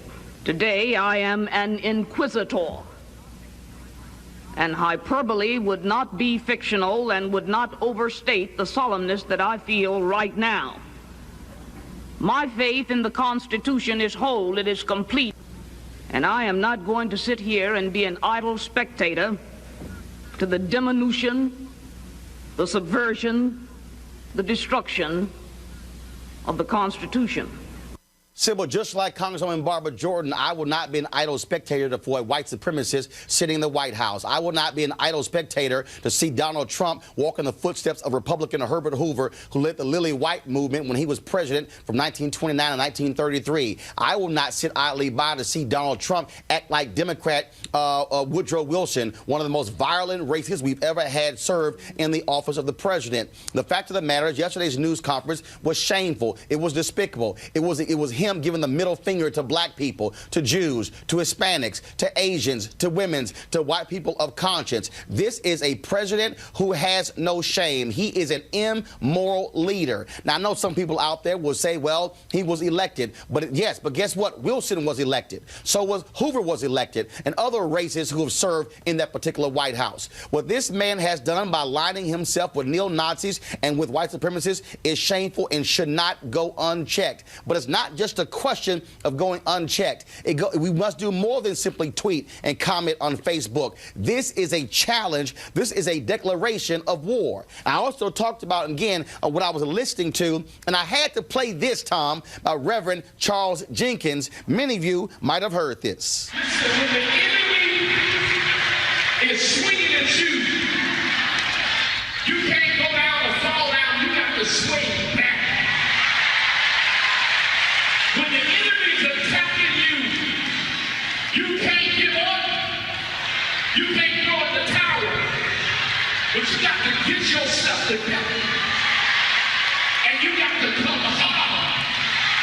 Am I talking to any real people in the building? So when the enemy comes at you, you got to know that the weapons of our warfare are not carnal, but mighty to the pulling down of strongholds. You got some weapons, and you can't take it laying down, but you got to fight back. So when the enemy comes at you, you got to say, you know what, devil? I'm not going to break down. I'm not going to fall down. I'm not going to go down. I'm going to get my Holy Ghost swag. And I'm going to say, peace means war. Tom, for 398 years, black folks have been fighting this country to ensure that it lives up to its ideals. For 398 years, we've made it perfectly clear we're not going to sit idly by and allow ourselves to be embarrassed and run over and shamed by white supremacists. This is the 190th anniversary of the first black newspaper, Freedom's Journal, which was founded in March 1827. In their lead editorial, they wrote, "We wish to plead our own cause. Too long have others spoken for us." This is a moment where we don't need anybody else to speak for us. We can speak with clarity and with precision as to exactly what is required of us. And what this requires, it requires alphas and kappas and omegas and sigmas, iotas, AKAs, deltas, zetas, sigma gamma rho, the links. It requires the Prince Hall Masons. It requires me, fi, me. It requires people of conscience to stand up, whether you are bougie, whether you are grassroots, whether you are, no matter where you are, it requires black people and other people of conscience to say we're going to oppose any effort to go back to the days of Jim Crow, to go back to the days after Reconstruction when you had the Redeemer movement by Democrats, when the Lily White movement by white folks as well in this country on the Republican side. We have seen this before, and every time it has happened, we fought back. And what that means is it's time for folks to stand up and mobilize and organize. It means that when it comes to the ballot box, I don't care who you are. I don't want to hear anybody say my vote does not matter, because when you see a white supremacist at 1600 Pennsylvania Avenue, all you need, that's the only proof you need to show your vote does indeed matter. What that means is we need people in Virginia, in Tennessee, in Mississippi, in Alabama, in Texas, in Georgia, in Florida, in Illinois, in California, in Wisconsin, in Michigan, in Pennsylvania to say enough is enough. What it means for us to go to city council meetings, county commissioner meetings, state meetings, go to the governor's mansion and say we are going to rain holy hell down on any politician who stands with Donald Trump. If you think we are playing, you're wrong. The previous generation, the baby boomers, they stood up. Our grandmothers and grandfathers stood up. Our mothers and fathers stood up. It is time for Gen X and Gen Y and millennial generation to stand up and say we are going to take this fight on and go after anybody who stands in our path. I will not stand idly by and listen to Donald Trump anymore. I will not listen to a man who is an immoral leader. I will not listen to anybody, whether they are black Republican, who agrees with him, who voted for him, who continues to apologize for him. And you will be name-checked, you will be embarrassed, and you will not be invited to anything that involves black people. It is time for us to call people out. It is time for us to realize that we cannot wait. In 2018, we're going to commemorate the 50th anniversary of Dr. King being assassinated. We're going to focus on the 50th anniversary of the Kerner Commission's report on the race riots in 1967. Do understand this as a a moment where people are going to have to decide whose side they are on. Are you on the side of righteousness, or are you on the side of bigotry? Are you on the side of just people, or are you on the side of white supremacists? There is not going to be any effort to say I can stand on either one. And I don't care who you are, if you're a Republican or Democrat, you have been served notice. If you stand with this man, if you support white nationalist policies, we are going to take you out at the ballot box and put people of conscience in. Heather Heyer is going to be buried today. She is a 21st century version of Viola Liuzzo, a white woman from Michigan who died trying to help black folks to vote. This is not a black thing or Hispanic thing or Asian thing. It's a conscious thing. This is a battle for the soul of America. And like the Tuskegee Airmen said, we will fight to the last hour, to the last minute, to the last second. We will fight, fight, fight. Number 45, game on. Weekdays on TV1. I will never lie to you. Oh, my God. Roland Martin. He doesn't want to talk to us. Yes, come on. Why y'all showing a promo of a show that no longer exists? Greg Carr, you were sitting on that set. Yeah. Sitting next to Liz Copeland. That's right. That has to be our attitude for the next 81 days. Well, for our whole lives, Roland, I think what we just watched, and by the way, whether it be Lawrence O'Donnell and eventually Chris Hayes and others who have followed in the wake, you've been saying that from day one. Now they become more emboldened, Don Lemon and others. Well, they won't invite me on their shows, but go ahead. Oh, no, they won't, but they watch yours because it took them 2 years, 2.5, 3 years, but they finally started talking like that a little bit. They still ain't, got a whole lot of bass in their voice. But the important thing, I think, that we just saw there, it's funny when you say immoral leader. See, you believe in something that's bigger than the United States. That was a sermon. And I think that is the one thing that you and I and Reese and Erica and our people have in common with Larry Kudlow. We have faith. But our faith, and I love Barbara Jordan. I mean, brilliant orator. When Barbara Jordan said her faith in the Constitution is perfect, I appreciate that. I honor that. But at some point, we're going to have a real conversation with that, because my reading is she's making a fundamental mistake, because that immorality you were talking about isn't derived from reading the U.S. Constitution. I suspect it's informed much more by the Christian Bible. And Larry Kudlow has a faith as well. His faith is in white nationalism and money. And that's bigger than the United States. See, the United States, you got to think the United States, that's why he says it's not our game. The United States is a game. It's a state. That means it doesn't have an anchor in a thing beyond itself. So when we go to biblical scripture and it says faith is the substance of things hoped for, the evidence of things not seen. Okay, the substance of things hoped for, that's that aspirational America that Barack Obama was talking about, that we thought once we got one person in is going to do something, which is why I did what you suggested. I went to vote.org. I checked. I voted a couple of months ago. I still went. I even kicked a little money into them. I'm going to vote for Biden Harris. And when they get inaugurated, I'm going to work like hell to bend them to the will of the people, because I don't care who's in office, because we got to understand our faith can't be in politics as the end, because when we understand Kudlow's faith is in money and white nationalism, so is Trump. Right. So is this little creature right here, Stephen Miller. This book just came out, Hate Monger. This is the book on Stephen Miller, 34 years old, sitting up there. I have nothing in common with this man, but what they count on, which is why people being civil, what they count on is the idea that somehow the American Negro, sometime between when the boats pulled up and now, converted our faith in something much bigger than the United States to a faith in the United States. And see, that then is like in basketball, when you pick up your dribble and freeze the person who's playing defense. They think they can freeze us by continuing to say, well, you have to subpoena us, and then you have to come and appeal to the court. Meanwhile, they understand they don't give a damn about none of that. Their faith is in something else. Now, what they don't understand, finally, about us is that our faith was always in something else, too. So even though Barbara Jordan can say her faith in the Constitution is perfect, trust me, her mom and them, her family and them, their faith was in something bigger than that. And woe be the day, white nationalists, when you wreck your little experiment, because you're going to find out that we never believed in the United States as the end-all and be-all. And once we become clear that you don't believe in it, we might actually make some progress, because we just tear this whole damn thing down. And that really is what we're talking about, because we are dealing with a man who will flout the law, who does not care. For all of Barack Obama's cautiousness his patience, his sense of decency and respect, this man has said, I don't give a damn about any of that. And the white folks who are supporting him, and those few Latinos, and those few black people, and the rest of them, what they are saying is, we got no problem with the thug-in-chief. See, that's why after the next 82 days, I don't want to hear a damn thing for none of them. None of them. See, I don't want to hear Newt Gingrich talking trash about Senator Kamala Harris. I don't want to hear Newt Gingrich, who actually, let me just pull up, because I just want y'all to understand what we're dealing with here. Because when you're dealing with these thugs who have no sense of decency, when you're dealing with that idiot Jerry Falwell Jr., who they had to replace because he was just so pathetic, so-called Christian university. This is what Newt Gingrich tweeted on yesterday.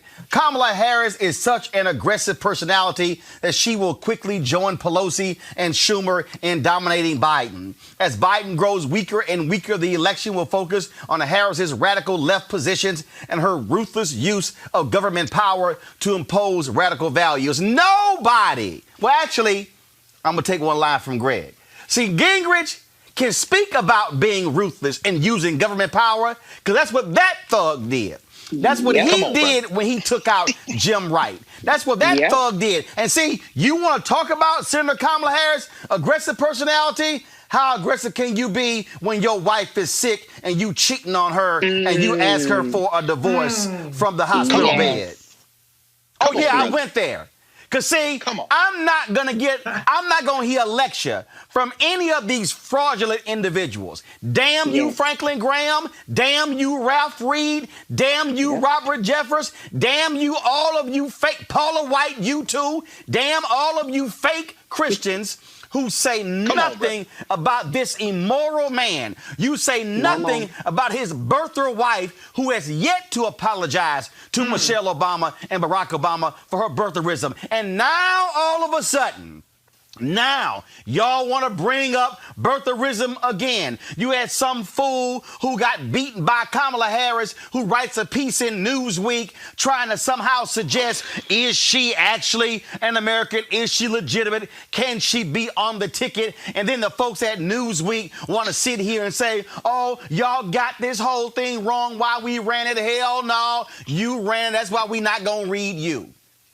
What I'm trying to get all y'all to understand, I said this means war. And let me tell y'all something. I remember getting a phone call from the CEO of TV One. What are you doing? And then the president of the network, what are you doing? I said, damn it, I'm laying down a marker. Right. Because I needed them to understand that you can't be black media. You can't be black-owned media and be scared. Preach, Roland. You can't. Where do we go from here, chaos or community? Dr. King said there are 4 institutions that are prime position to lead black folks to liberation. He said the black church, the black press, Negro fraternities and sororities, and black professional organizations. He specifically said the black press must maintain its militancy and not fall to the conservative. And that really is the fundamental problem. That's really where we are right now. See, that's why I'm not playing games when it comes to these folk, when it comes to spending dollars with black-owned media. I'm not accepting pennies on the dollar. No, I want the whole damn dollar. Come on. And so at some point, this is the moment when black folks have got this generation. Reese, this generation has got to have the damn courage that they mamas and daddies and grandmothers and grandfathers had. Otherwise, these folk will run over us if we don't. Yep. Listen, Roland, I have stomped a hole in anybody that has come for Kamala Harris, Democrat or Republican. I went to war with Chris Dodd, Ed Rendell, David Axelrod. I am never scared. And if I could go to war with Democrats and rip their ass apart, you can better believe when it comes to these Republicans, I'm about to tap that ass for the next 80 days and however long it takes to get these motherfuckers out of office. And so we have to stop with the civility. We have to stop with the mincing words. We have to stop with kowtowing and the buck dancing and being afraid to call it what it is. That same energy that people have and going against the black folks, the people like the CBC members or Senator Kamala Harris, who's making history now, take that energy towards Mitch McConnell. Take that energy towards Donald Trump. Take that energy towards the Postmaster General. We have the ability to get outraged. We have the ability to go to war. But unfortunately, we spend so much time going to war with the people that we need to be joining arms with, at least for the next 83 days. Whatever problem you have or whoever the hell you have a problem with in the Democratic Party, you got to set that aside, because these Republicans are ruthless and we have to be even more ruthless. We have to ruffle even more feathers. We have to shake the table like we haven't shaken it before. We got to take the energy towards those who will keep their foot on our necks. And if we do not win in November, we are done. We are done. And I know Dr. Carr says that this, he's fine to see this American experiment kind of go a certain way. I don't have that kind of faith, Dr. Carr, about what's on the other side of that. So for me, I'm trying to see us get back to where we need to get to and make sure that we take out the people that need to be taken out, and that's Donald Trump and all his cronies. And Erica, here's the deal. That's right. I got white folks who watch the show who actually sent money in. I need them to have the same courage. There's a reason in that commentary I mentioned Viola Liuzzo. There's a reason I can mention James Reed. There's a reason, because there were white folks who died during the Black Freedom Movement. And we've seen white folks of courage out in these streets dealing with Black Lives Matter.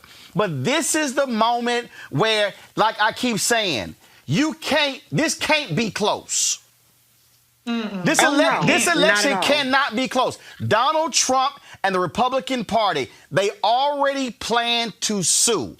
Already. No. You got to beat his ass by 500,000 votes in Florida and in Texas and in Georgia. You got to beat him by 500,000. Like my man said in Remember the Titans, Herman, leave no doubt. That's right. That's right. And, honestly, what you and Reese said, it's time to pass the collection plate. Listen, this is war, right? Roland has said it, Reese has laid it out, and I'm sure Dr. Carr is going to really kind of put the icing on the cake. But this is war. And for the amount of time, and I have to continue to go back to this because, honestly, it's a case against the simples and about it. If you are a simple person, then a simple person would be more relegated to kind of having these arguments and comments in social media, talking about things that don't have any type of bearing over your liberties and over the semblance of freedom that we do have remaining. This is a time to focus. And so, again, what Reese talked about is all of that energy that people put towards biting and talking about the 55, I believe it is, members of the Congressional Black Caucus.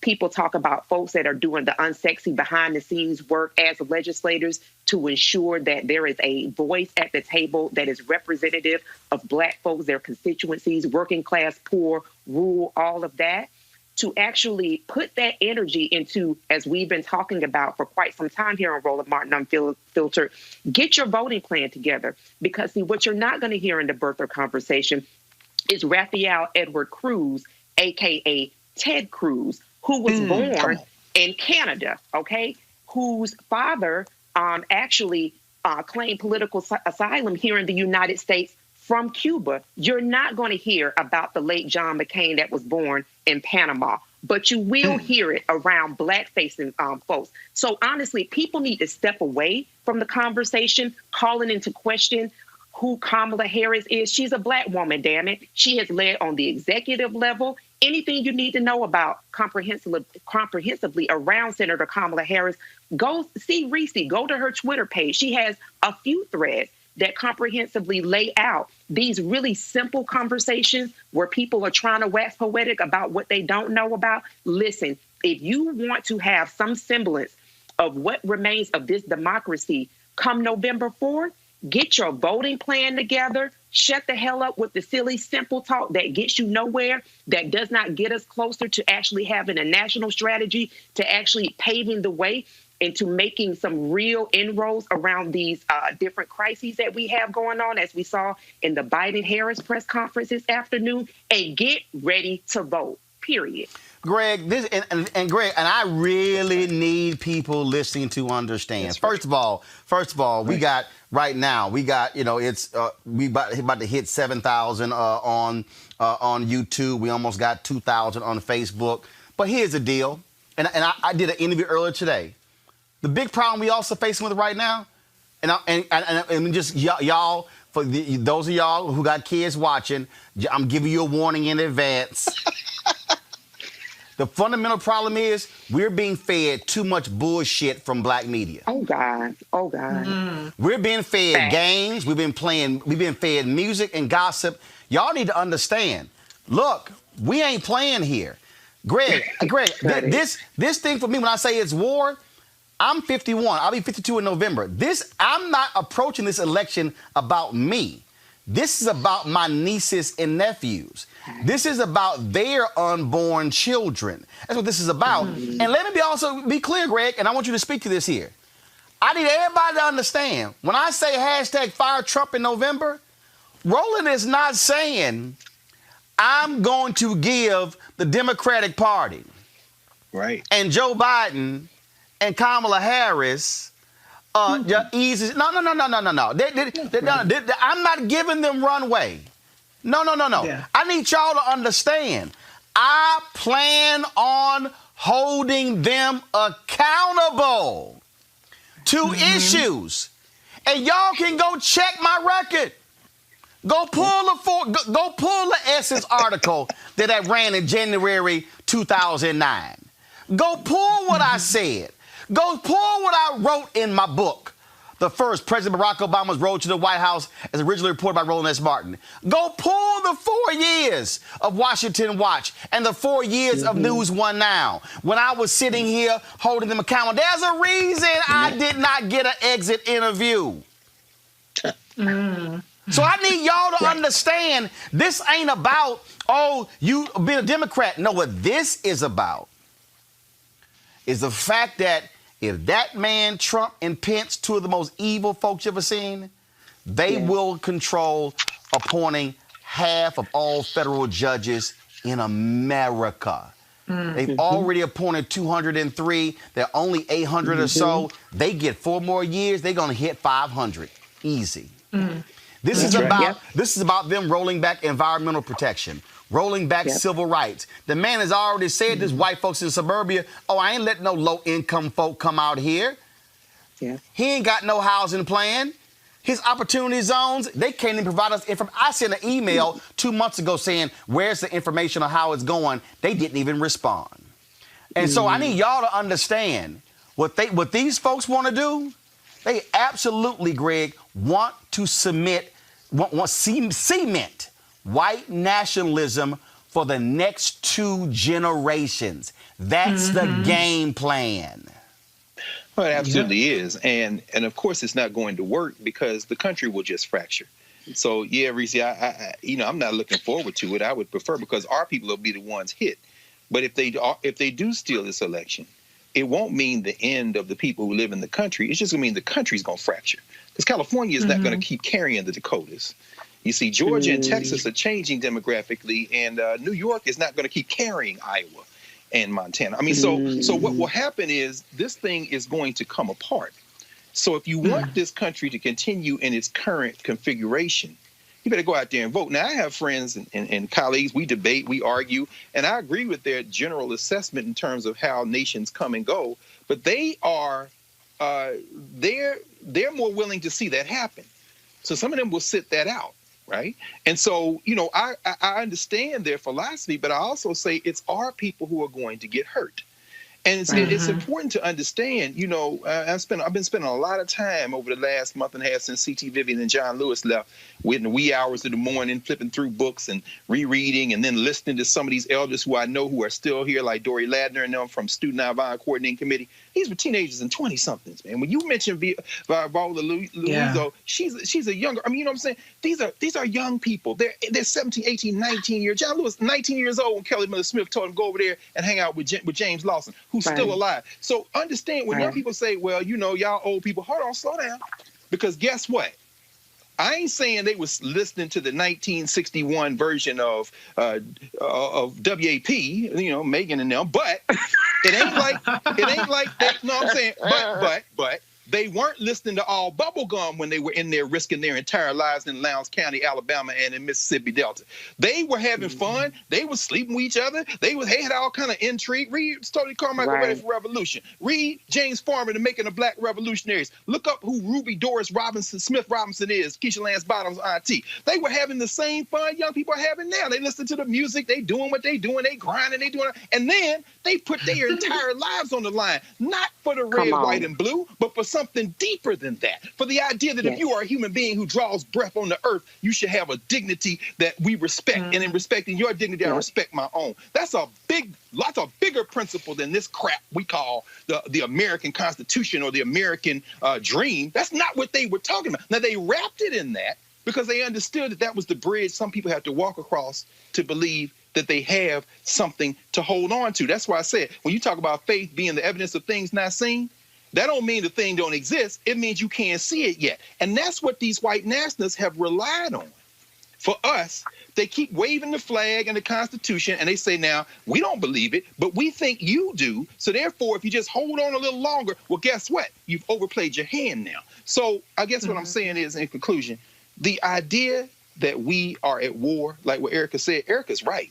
We are at war, and this war isn't just about an election, but without the election, the other thing comes quicker. And what is the other thing? The other thing, even about the fracturing of the United States. The other thing is about this ball we live on is getting ready to reset and get rid of all the humans on it. That's the that's the rollback of environmental regulations. When you see this cotton candy melting, brain-addled, riddled clown stumble his increasingly obtuse ass over into Europe and say United States is withdrawing from the Paris climate accords. Those accords weren't even the thing. They were a gesture toward the thing. But guess what? If you get another 4 years of them, you ain't got to worry about what your politics are. And you talk about we can't breathe. Guess what? Can't nobody breathe. Because these devils right here getting ready to blow it up. And the earth is going to be like, we're tired of the species now. Y'all should have contained that 500 years ago. But your cousins that came out of Western Eurasia and messed this thing up, now everybody got to pay the bill. So when you see this little punk mayor, like this little town, Roland, I can't think of the guy's name. In Virginia, they call Kamala Harris, Aunt Jemima today. I mean, you all are so damn racist that you can't see what these young people in Mississippi and Alabama in the 1960s, people like John Lewis and Dory Ladner and Joyce Ladner and their little bit older mentors like Medgar Wiley Evers, you can't see what they see. We gonna save ourselves if we can, and if it means saving you too, then we gonna save you too. But please don't mistake that from we value your life more than ours. Please don't mistake it for that. So you young people talking about y'all ain't gonna vote, just go on and go on vote.org, see if you're registered, if you're not registered, and go on pull the lever for Biden and Harris. And that's coming from somebody who doesn't believe that's the ultimate goal, but that's a weapon. And Erica done told y'all we are at war. So pull that lever, and once they get in there, you tell them, now I want Medicare for all. I don't care whether you believe it in or not. I'm going to get everybody out here. And if you don't like it, I'm going to primary you like my man Jamal Bowman did and got rid of Elliot Ingalls. I'm going to primary you like Cori Bush did in St. Louis and got rid of Clay. I mean, look, we ain't got to agree, but get them in the office first. Please. That's the, in fact, I should say this, Roland. I know I went on for a while, but last night you talked about Shirley Chisholm. I was watching because I spent a lot of time rereading the stuff. In the lead up to the meeting in 1972 in Gary, Indiana, Shirley Chisholm didn't go to the Gary convention. Percy Sutton in New York supported her for running for president, but guys like the Stokes brothers and them didn't support her, and she called them out for being sexist and all that. But in the prelim meeting to the Gary convention, Shirley Chisholm said something very interesting. She said, you know, I don't think we can have a convention where we can all unify because black people have too many different ideological differences. I don't think we can come together. And, you know, whether she was right or wrong, that's something that we're going to have to address. Because on some things, like this next 80-some days, we're going to have to be like Marcus Garvey, whose birthday is Monday. We're going to have to be one God, one aim, one destiny. That we can fight all the way to the poll, vote, fight all the way back, and then keep fighting. But damn it, if you don't do this right here, it ain't going to be no poll to vote for because the flood coming and the sun going to bake your ass. And the next thing you know, we can have this argument in the ancestral realm because it ain't going to be no place on earth for us to live. Let me close this out this way. I saw this comment on YouTube by Mike Locke, and he said, well, Biden, Harris aren't the ones to believe in. I said it on Instagram, and I said it now. Y'all, it's two choices. Y'all are more than happy to bring up the Green Party and the Libertarian Party and anybody else. They ain't got no shot. It's two choices. Trump, Pence, Biden, Harris. Right. Your thinking should be, of those two choices, which one am I more likely to be able to talk with and push to get what I want? Trump, Pence, or Biden, Harris? That's right. This is not saying, oh, I'm in love with Trump, Pence, and Biden, Harris. Exactly. This is not about I'm good with Trump, Pence, and Biden, Harris. What this is about is, who am I likely to see in voter suppression? Trump, Pence, or Biden, Harris? Who am I likely to see support police consent decrees? Trump, Pence, or Biden, Harris? Who am I more likely to see with a housing plan to increase black home ownership? Trump, Pence, Biden, Harris. Who am I more likely to see put in their budget funds to deal with black women and the troubling issue of having children? Trump, Pence. That's right. The so-called pro-lifers and Biden, Harris. Who am I more likely to see reinstate the Obama-era law that protected black people from auto discrimination? The team that actually reversed it, Trump, Pence, or Biden, Harris, that actually had it passed when he was vice president? Who is more likely going to advance civil rights? Trump, Pence, who's rolling it back, or Biden, Harris? See, these are real basic. These are real basic and fundamental. And so what you have to say is, okay, I got to make a decision here. And what I got to say is, these are the issues that I care about. Okay, who am I going to go with? And as Greg said, when I do it, I am then going to put pressure on you to ensure that you do it. Right now, who's ignoring you? Trump, Pence, or Biden, Harris? Who has actually talked with black media, which means talking to black people? Trump, Pence, or Biden, Harris? That really, folks, is how you make decisions. I don't have to like anybody. I don't have to love anybody. But what you do have to do is like and love yourself. Yes, sir. And your children, and your nieces and nephews, and your aunts and uncles, and your mamas and daddies, and your neighbors, and your frat brothers, your sorority sisters, and your church members, and your Boulay brothers, and your Prince Hall Mason brothers, and your Eastern Star sisters. I can go down the whole line. You got to make a decision. Do I love me and my people enough to actually use the one thing that they've been trying to take from me? And if they have worked that hard to take your vote, y'all realize Desmond and Sheena Meade spent 10 years trying to get Amendment 4 on the ballot and approved in Florida? Y'all, 10 years. And when they did, Florida Republicans changed the law to make it harder to get ballot initiatives. They were fine with Republican ballot initiatives, but they made it harder after those black folks with the Florida Rights Restoration Coalition aligned with white people in Florida and Latino people in Florida and Asian people in Florida, and that sucker passed more than 65%.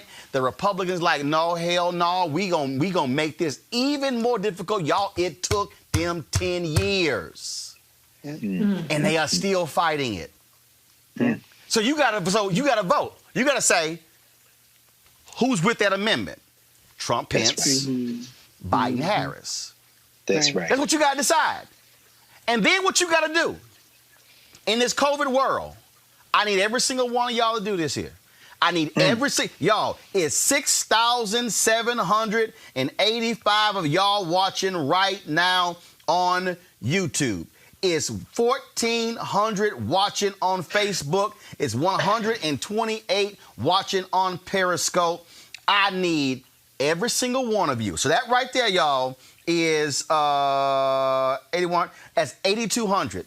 If every single person watches, and if every single person says, watching, I am going to reach out to 10 people, minimum. That means just the people. I need y'all. Y'all, I need y'all to listen to what I'm about to say. See, I love it when God just drops it. There are 8,200 people watching this show live.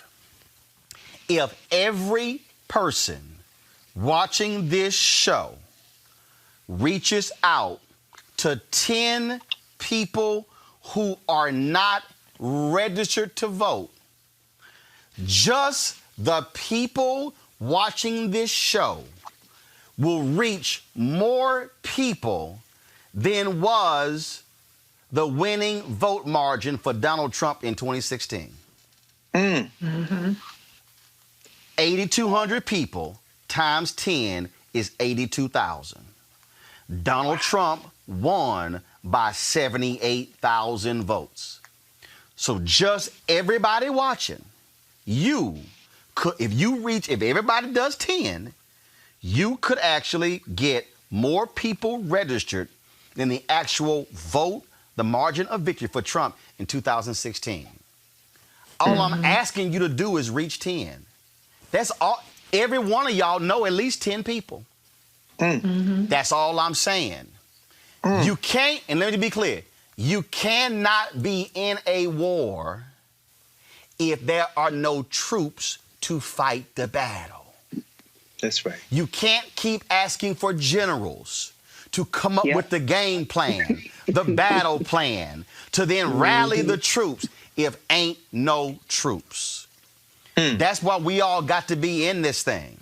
And it's the same reason why, look, y'all got to tell, I need all y'all tell them, watch this show. Tell them folks, stop watching mess. Turn them damn reality shows off you see on OWN and VH1 and TV1 and all them damn networks. All they are doing are feeding us nonsense every single day. I don't care. I don't watch, I don't allow that bullshit in my house because if it ain't feeding this, it's two things. It's two things, y'all.